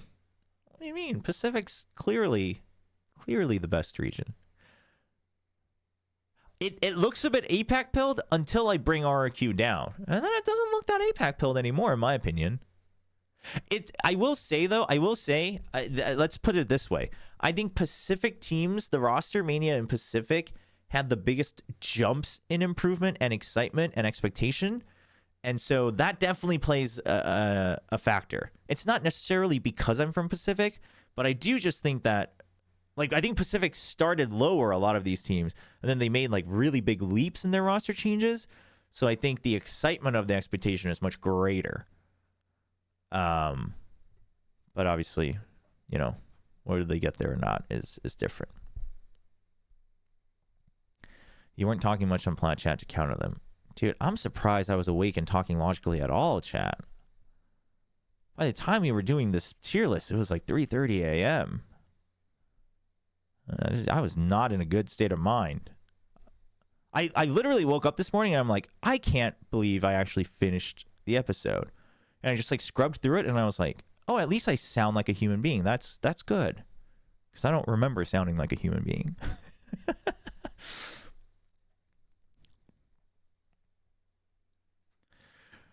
Predictions for Paper X versus URSNT versus ZFM.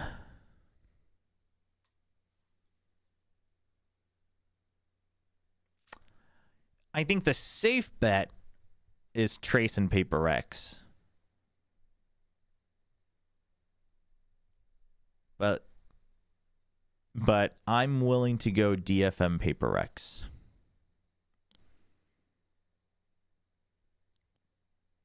I'm willing to go DFM Paper X. Yeah.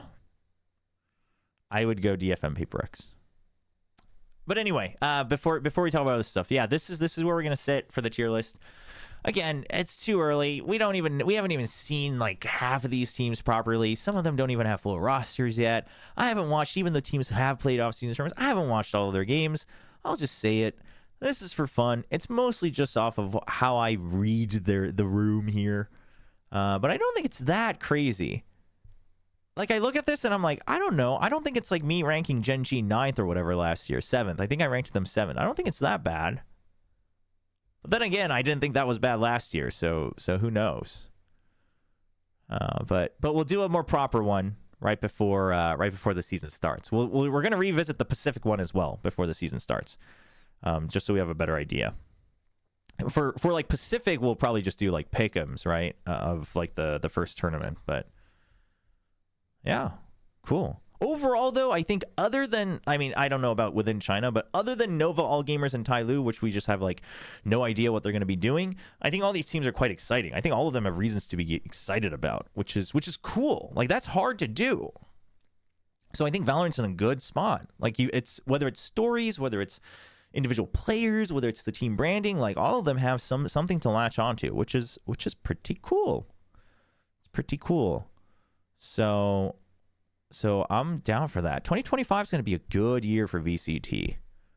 2025 is going to be a very good year for VCT, both within region and internationally. Dude, I'm already getting chills thinking about champions in Paris. Like that's pretty exciting. Oh, I hope they knock it out of the park. The fans in Paris generally for esports are pretty great. So yeah, you know, have at it, feast your eyes. We'll see. We'll revisit it. That's always fun because it always goes so well. We'll see how it goes. Are we going to talk about Arcane now? No, I'm still in the middle of episode 4. I'm very behind on Arcane. I'm actually shocked that I haven't been spoiled yet. So, but please don't ruin it for me.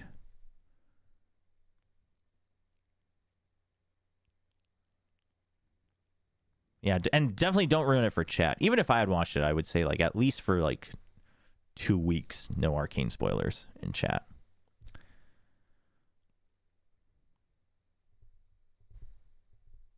Yeah, next year looks exciting. Dude, that KC event was nuts. Well, do you think a secret need a change of duelist with kickoff or split one?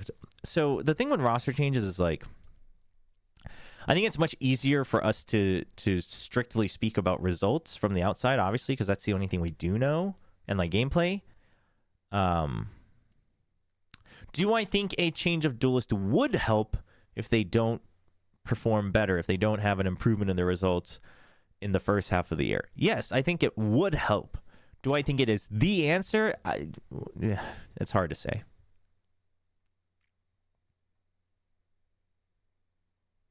So,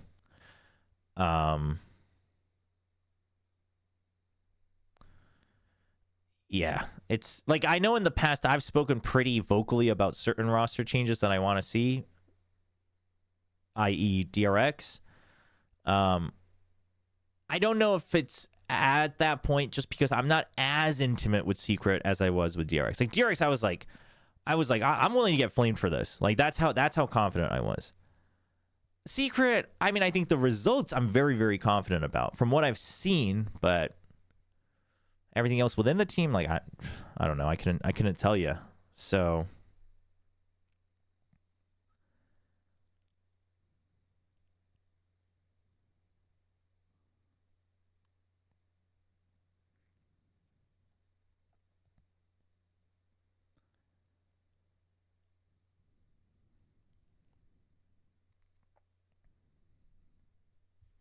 what do I think about Kate's crash out? Like in the very beginning of season 2 of Arcane? I mean, I think it's hard to tell until the end, right? I don't know where I'm at in the series. It seems like things are very much in the works, so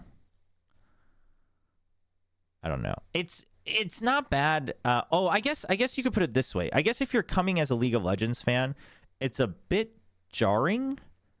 But I think as long as you have the presumption that this is supposed to be backstory that shows a lot of character development, then it's acceptable for now.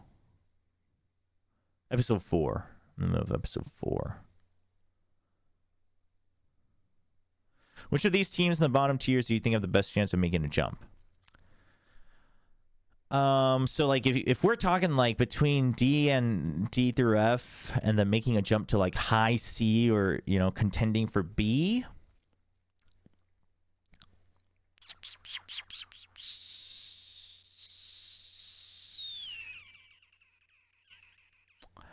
I would say GE has a shot. It's just a matter of time, quite frankly, for GE, I feel. But it's always been a matter of time. Well, no, not always. GE...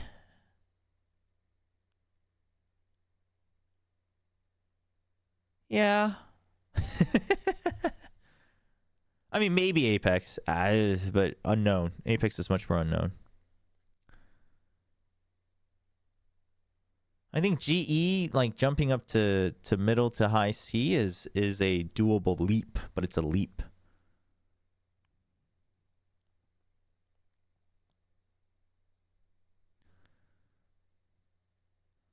Have Riot announced a date for the Neon nerfs? Yeah, it's in like a week, right? It's next week's patch or something. We don't know what it is yet, though, right? I assume we'll know like tomorrow or something. What do you think the nerfs are going to be? Let's talk about that. What do you think the nerfs are going to be?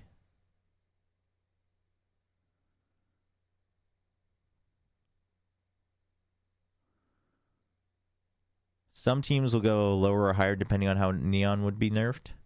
Which teams do you think are like hard reliant on Neon, though? I will tell you straight up, I don't think Nongshim is reliant on Neon. I just think they knew how to abuse it. I don't think Sentinels is reliant on Neon, though I would say they benefited a bit more. But I think that's just the tournament they were in. Like, Nongshim was, in my head, Nongshim was meant to win Ascension.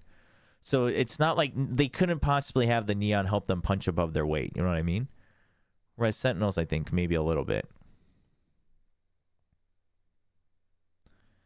That's messed up, Pacific.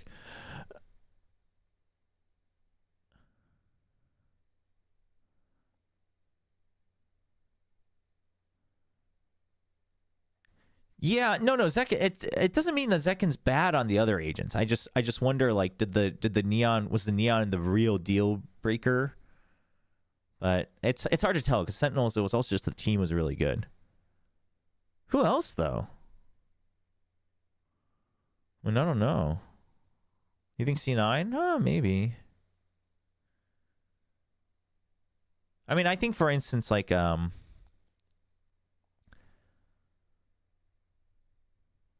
mean, I think some of these teams definitely benefit from the Neon nerf. Oxy takes a hit. Yeah, I can see that. 2G could be affected. Okay, I mean, I haven't watched them as closely, so this could be a case of like from the outside it seems like it, but maybe from the inside people would argue it's similar to SPG, where it's like no, they'll be just fine. So I'm so tired. Give me a second here. This week's actually really busy. There's just a lot of stuff going on. I got an event I gotta help like host / translate / interview for on Friday, Saturday, which I don't know if I can say what it is yet. And it's not a public event, but it's not like a secret event, but probably safe to not say until it's over. It's not Valorant related. And then tomorrow I have a dinner that I need to go. And then yeah, and then yesterday we had all that stuff.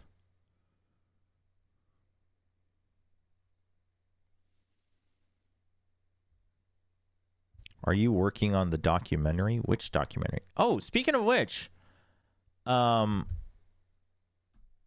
if you haven't, you should check out the what is it called? Newcomers, whatever. The one about the rookies on VCT Pacific. Not because I'm part of it, but it's just a nice video. So go watch that.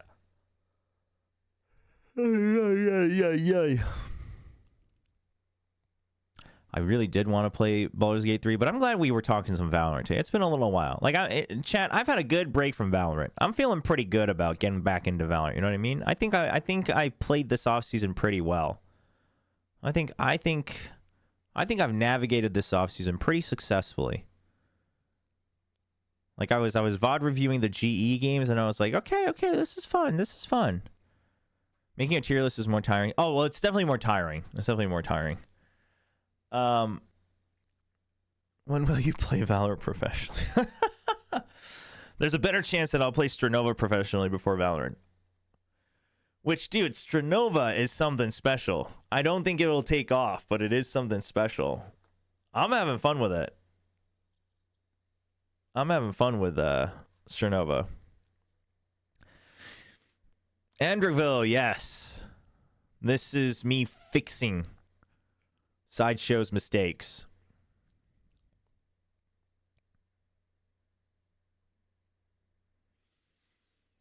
Why is RQ better than OSPAS? Because I'm a fan of RQ and I just respect OSPAS.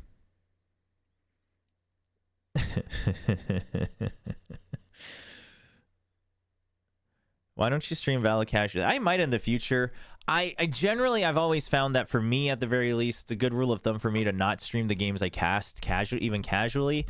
Just because it's like, to me, it's very tiring to get the randoms every now and then that come in and be like, wow, like, you can't even do that. And it's like, it's not even about aim. Like, my aim being bad is whatever. Because I'm deathly certain that my aim has no impact on my casting. But it's things like my positioning stuff, which I would agree that I like don't do properly every now and then. I'm just like, And then also, I'm really bad at like chilling, like, and being entertaining and talking or like whatever it is, whether it's like chilling with chat, whether it's being an entertainer, or whatever it is, while playing an online game. I'm just like really bad at that.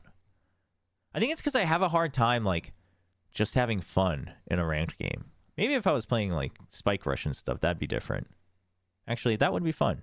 But like, I couldn't play ranked on stream. I have in the past, and in the future I might every now and then. I'm not saying like I would never do it, but I think it's my mindset with ranked. Might just be a Valorant thing. Oh, trust me, it was definitely a League of Legends thing.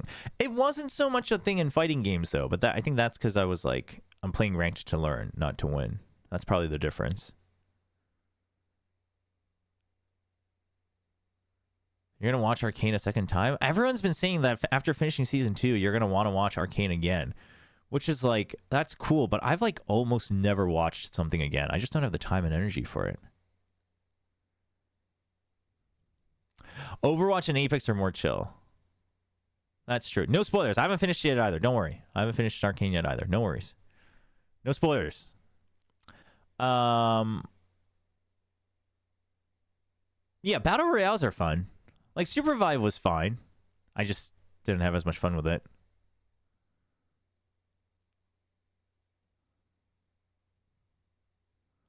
Apex ranked.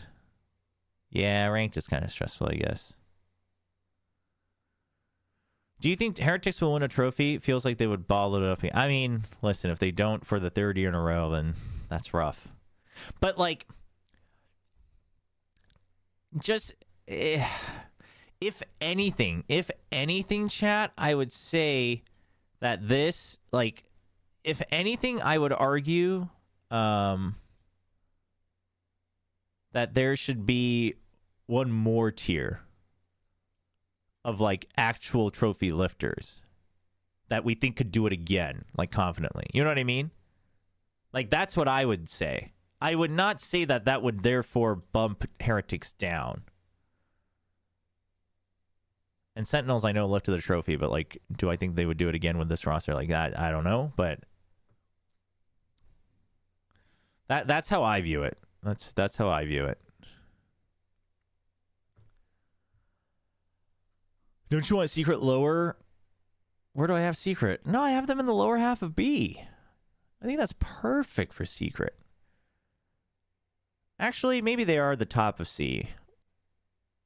But that line gets blurred a bit, for sure. But they're in Pacific, so like, they have to be better, right? Also, they're Filipino, so like, they're the greatest gamers in the world. I feel like being competitive at such a high level of a higher value than an actual lifting team that just falls off. Eh. Oh, I totally agree, Catcher. I totally agree that if Heretics doesn't lift, it's not because they fell off. It's just that the competition gets like, it would be a case of like, damn, 2024 really was your chance. But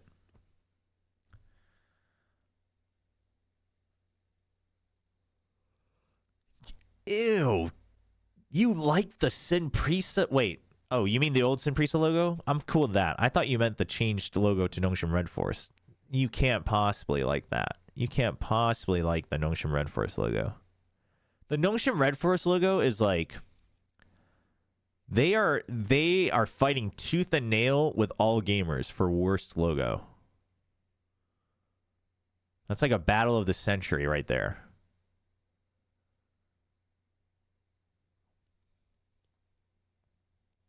But like All Gamers probably loses that because it's just a worse name. Actually, Red Force is pretty bad too. Can I ask what made you rate Paper X so high after being a self-proclaimed generational Paper X hater?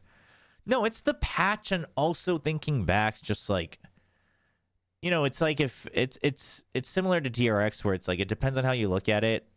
You could look at it as a case of, wow, they're never going to break that curse, but also, wow, they're always hitting, you know, 5th, 6th, and it's like, well, that's actually pretty damn good. I know Paper X isn't as consistent as the old DRX, but then again, DRX also didn't have a great year this year either. So it's like, I know the roster is different too, but therefore Paper X with the same roster and then plus the patch and how they're trying to navigate the patch, because the thing is the patch, the Phoenix patch, yes, but the maps and stuff, we didn't know. Like they would have had to already start working on stuff, and we're already seeing the impact of that. So I rate that pretty highly.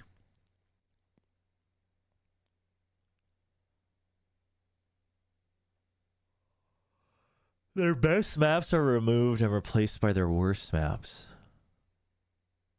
Secret?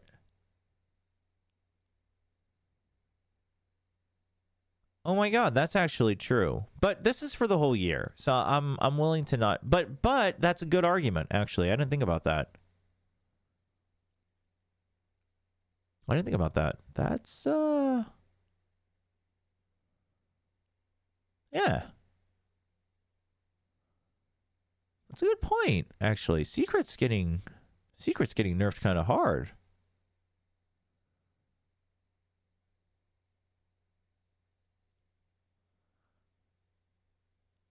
FPX versus Trace? Yeah, I think that's debatable. I think that's an argument of do you favor peak and innovation versus like meta and consistency?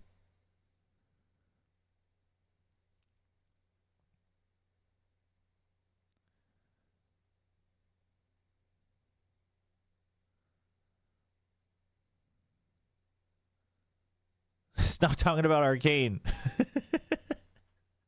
I know you're not spoiling anything yet, but it's I'm just afraid you're gonna bait someone else into spoiling.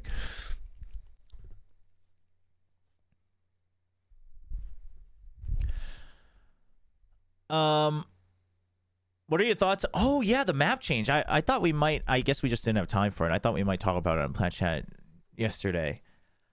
The map change every 2 months.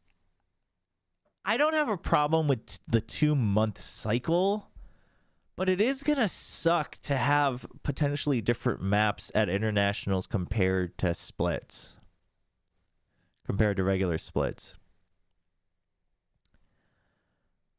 So like, I don't know.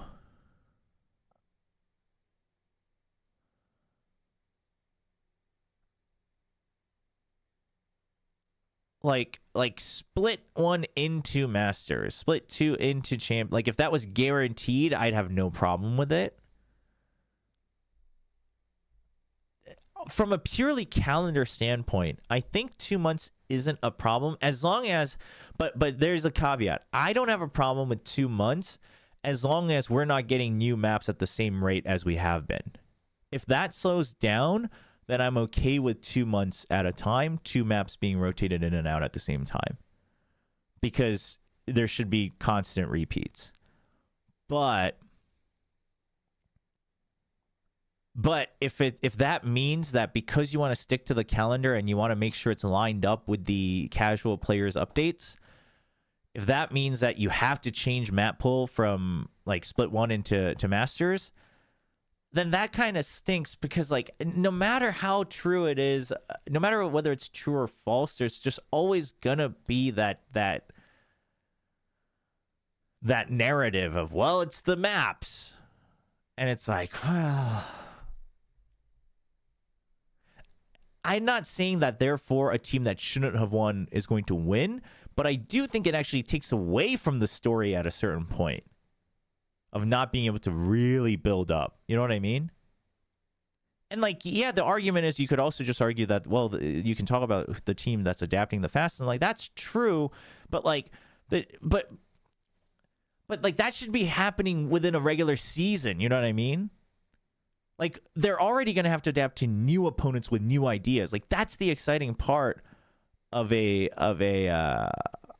international. And that's just how I view it. I'm not saying I'm correct, but I view Masters and Champions as like the exciting part of a Masters Champions is like, oh boy, we've seen what they've been working on like in their own regions, and now the metas are gonna clash, and they probably cooked up something more, and like they're anti-stratting, but they haven't scrimmed each other. Like, oh, this is exciting. Like, that should be the exciting part, not like, all right, let's see who comes up with the coolest idea because no one's gonna be able to counter it within 2 weeks. That's how I feel. Like, that it's a better long-term narrative to constantly have like a build up into a peak rather than like whoop, like just blips. I firmly believe that. I actually don't think I'm wrong in that. I'm like pretty confident. I'll fight for that, actually. That doesn't mean it's necessarily the best business decision. That, I don't know. I haven't thought through that, but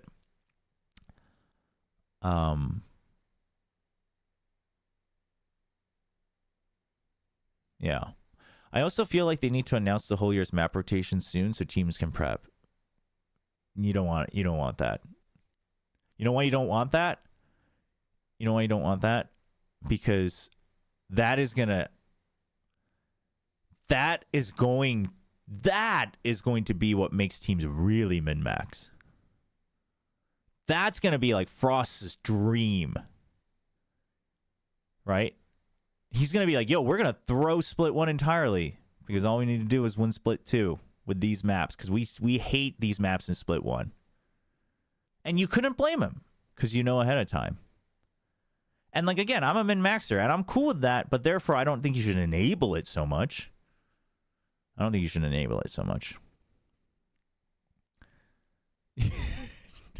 YouTube chat's so funny.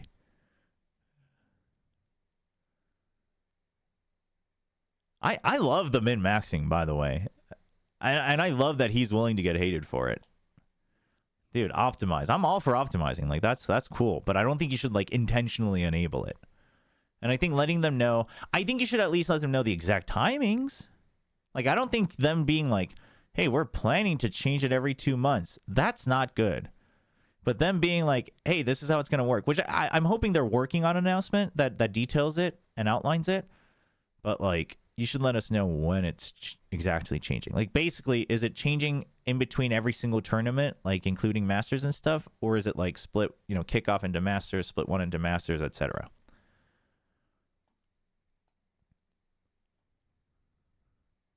Yeah, I'm going back on YouTube chat and reading that. I think a problem becomes that maps get reworked and teams have to change too frequently in addition to new maps. That part is fair. What I'm assuming is we're not going to see as many reworks. Like, if it's 2 maps getting rotated in and out, and at a certain point, like, it should just be 2 old maps coming in, like 2 maps we've already played before, then I'm assuming, like, one of them just won't be changed at all, or both of them it's like a very, very small change and things like that. What's my main in League? I haven't played League recently to really tell you. My favorite has always been Twisted Fate, despite the reworks, but...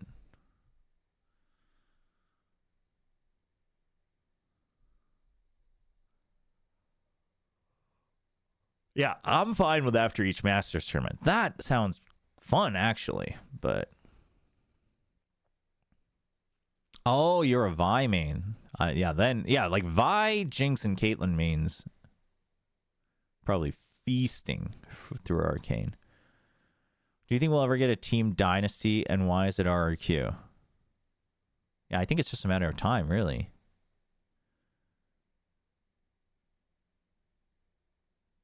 I mean, RRQ's name literally is about kings, so, like, you gotta name yourself well.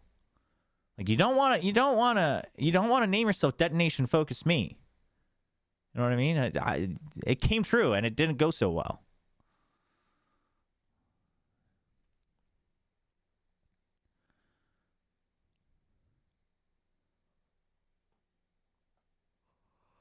I'm actually not sure what to think about Jemkin, chat.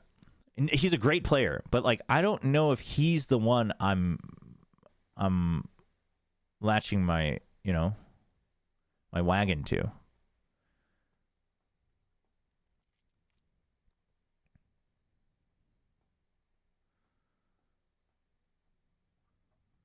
Do you think Jeremy will have wife buff for direct?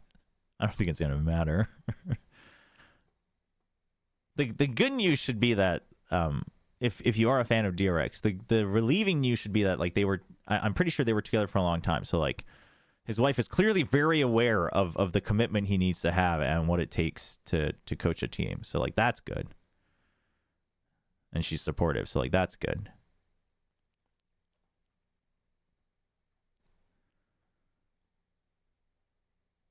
Why are you wary of Shota? I think I was riding the hype about him. Like, and I've watched a little bit of him in Challengers where I'm like, okay, yeah, I can see why people are hyped. So I was riding that, and so far in the offseason, I'm not convinced that it's going to deliver, but it's just a wariness, not like a, ooh, I've lost faith. Isn't Monette the actual question mark, or is it just because there's too much expectation for him? No, what I mean isn't so much question mark. I think Monette's fine, and I think he'll continue to grow, but it's more so like who am I looking at to be the meteor, the texture, the buzz, you know what I mean? The Zekken, the Zelsis, like the difference maker. And so far it's actually looking like Cushy. But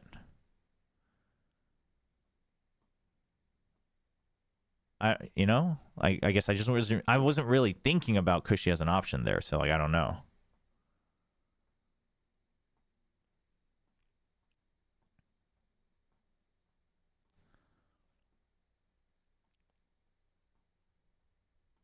But for instance, like GE, like I would say, I mean, maybe, dude, by the way, like, is it officially Yocom or is it Patrick Hu? Like, which one are we rolling with here?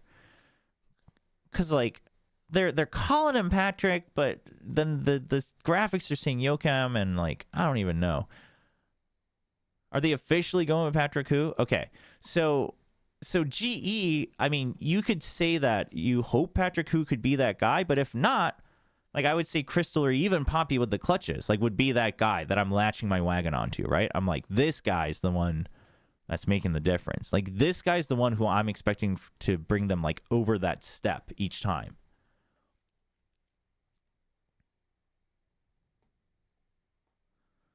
We're going to make our own Valorant series. I'd love to do that. That'd be cool. But... like, I don't know if Jemkin's going to be that guy. I actually think him on Cypher looks pretty good. It seems to make a lot of sense for me. Jemkin on Cypher, like, Jemkin on Sentinel sounds pretty good to me. But, you know.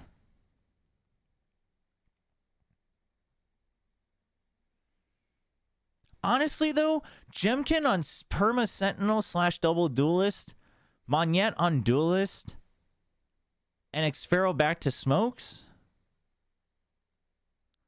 I know Xfero's been looking pretty good on Sentinel, but like that might be cooking, in all honesty.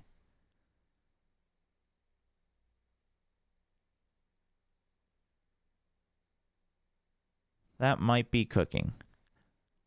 Like, Jemkin just plays really, like, he's to me, Jemkin, and I could be very wrong about this. It could just be because, like, for instance, like, I think Talon's another good example of a team where it's like what we see as a result is very different from the reasons why they do certain things. In terms of, like, well, there was a comms breakdown, which is why it seems like this player is, you know, this type of aggressive player or whatever, and it's usually flipped or something.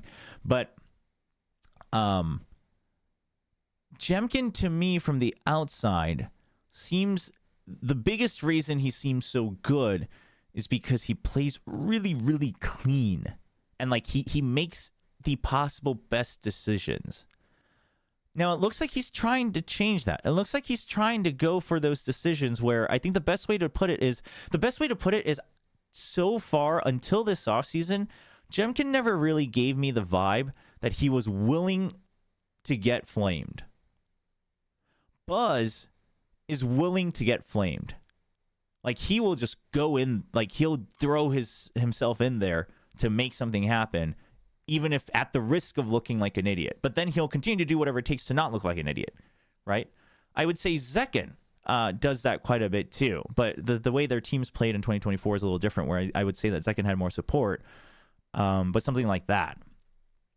But Jemkin did not seem like a guy who was willing to do the stupid thing to potentially win the round. Right?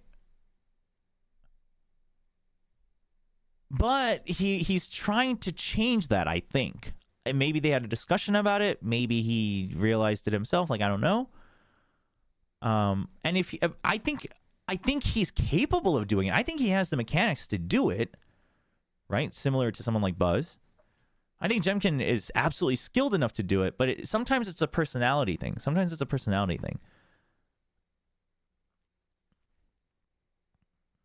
Like another good example would be like on the old Zeta division.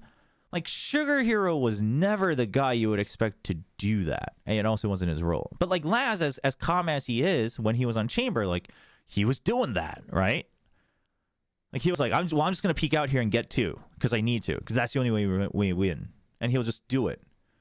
And if he dies, maybe you're throwing the round, but like, I don't know, how else were you going to win, right? So same thing with Depp. He's like, well, I just got to go in. I just got to updraft and take 2 out with my Bladestorm. And it's like, okay, cool.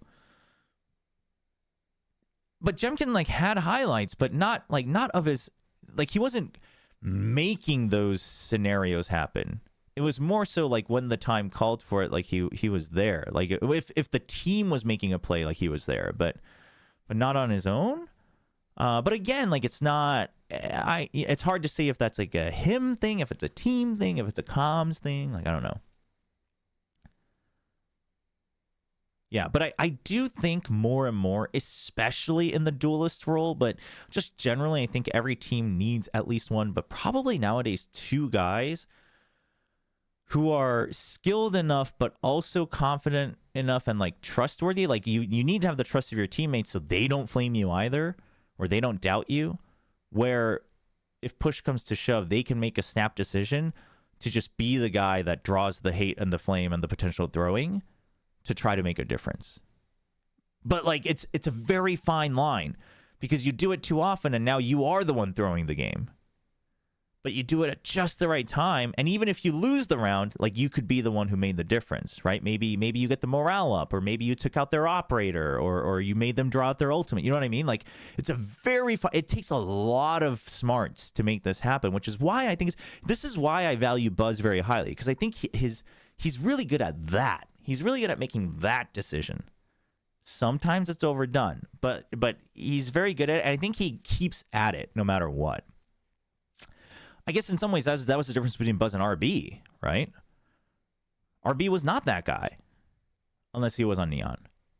So, and like, for instance, Kong Kong is that guy. Like, Kong Kong's going to do it. Smoggy will do it every now and then. And like, that's what makes EDG good too. Same thing with Heretics, right? They've got loads of players that are willing to do that. You know, like Benji will do it as a Sentinel, things like that. It's, I just don't know if Jemkin is that guy.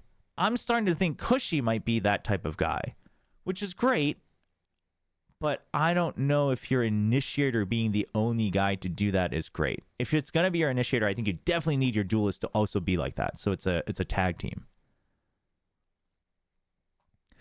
And yes, the core problem, I agree that the core problem is that their mid-rounding decision-making is very either slow or non-existent.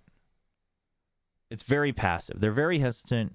They second guess a lot, and it's rough. But the hope is that Cushy's addition as a potential second caller like helps fix that. But because I think Estrella still has generally pretty good reads like round to round. Right? It's in some ways it's kind of similar to the problem I have with GE. But GE's, in some ways, maybe that makes GE more hopeful, because it's like, well, their roster has only been together for 3 weeks, so like, they're a blank slate.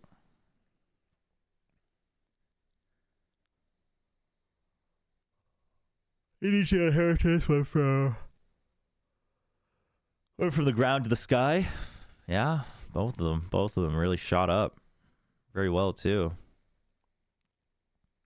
Yeah, I don't know. I mean, from what I hear within the Indonesian fan base, like I think people are pretty big on Cushy being able to do that, like be a leader. I mean, he was IGL before on his previous team, so maybe. But again, I just don't think your initiator is who you. He can't be the only one. Like your initiator being that is actually really good if you have a duelist who's like that. So now you can like tag team. You can double. You can double team. You can trade off of each other when you do stuff like that. But right, that's what makes Nongshim Red Force really good. Is that like they've got 4 players willing to do that, and then Persia's just chilling. But even Persia does it. He just does it in a much more calculated way. But like in some ways, I think Persia is able to pop off because his teammates are doing the crazier things. So he can like react to that. Like he works with more info, which is the role of the controller generally. Dude, I'm excited to watch Persia. I'm excited to watch all of Nongshim Red Force. I am a little worried because we're not seeing them participate in like anything. I mean, I don't think that's their fault necessarily. They were probably busy with this deal and you know, no one thought to invite them, but I am still excited. I'm a little worried though. All right, chat, that's going to be it for today. Yeah, I'm just tired. I got to work on other stuff. Maybe I'll edit that G video today. No Baldur's Gate 3 today.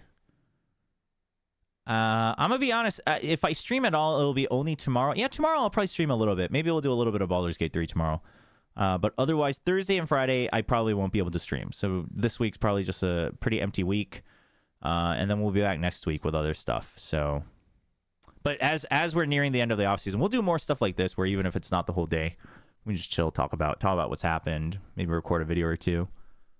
Get back into a little bit of VCT gear, you know. That'll be good. Thanks so much for hanging out. Loved having you guys. I'm glad we could have a lot of talks. Some good talks. I think there's a lot of buzz for 2025, which is great. That's exciting. But appreciate it. Appreciate all the love and support, all the hanging out. Hope you guys had fun. Are there any matches today for anything? I don't know. Is there? Are there any broadcasts or watch parties people are waiting for? I guess some Challengers games are going on, huh? But not really. Dude, what is Team UK? Oh, Spike Nations. Okay, that's all tomorrow. Wait, did 100 Thieves play? No. That's tonight / tomorrow morning. So that's exciting. That's cool. Oh, there's always something. Yeah. I wasn't quite sure what the timing was for that. But okay. It's end of November. I keep thinking it's middle of November. Chad, kickoff is soon. I don't know exactly when, but I'm pretty sure it's like mid to late January. Like it's earlier than last year as far as I understand. So that's kind of exciting.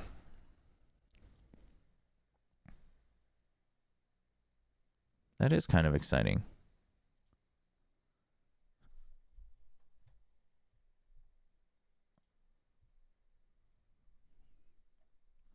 Dude, only like a month and a half, max 2 months until kickoff. And then we're just going nonstop. Can you believe it? I can't believe it. It's kind of crazy, actually.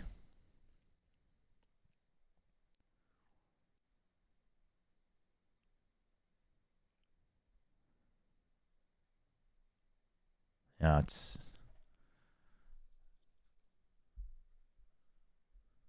crazy.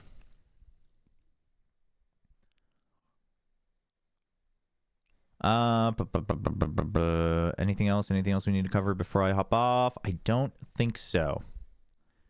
All right. That's it. Yep, I'm going to hop off. Otherwise, this is going to drag on, and then I'm going to boot up a video game, and then it's going to be really bad. All right. Thank you. Appreciate it. Loved it. Had fun. Hope you guys get some rest as well. Hope you enjoy. If you're watching 100 Thieves, hope you enjoy that in like 12 hours time. And I will see you all probably tomorrow for probably some games. Are you allowed to stream the soup tourney on Twitch? I don't know yet, but probably not. So we'll have to do probably something like if I'm co-streaming that, we'll probably have to do something like a just like a timer on screen with just the cam, or I'll co-stream also on Soup, and you guys can choose which platform or something like that. Alrighty, have fun, have a good rest of your day, and I'll see you all tomorrow.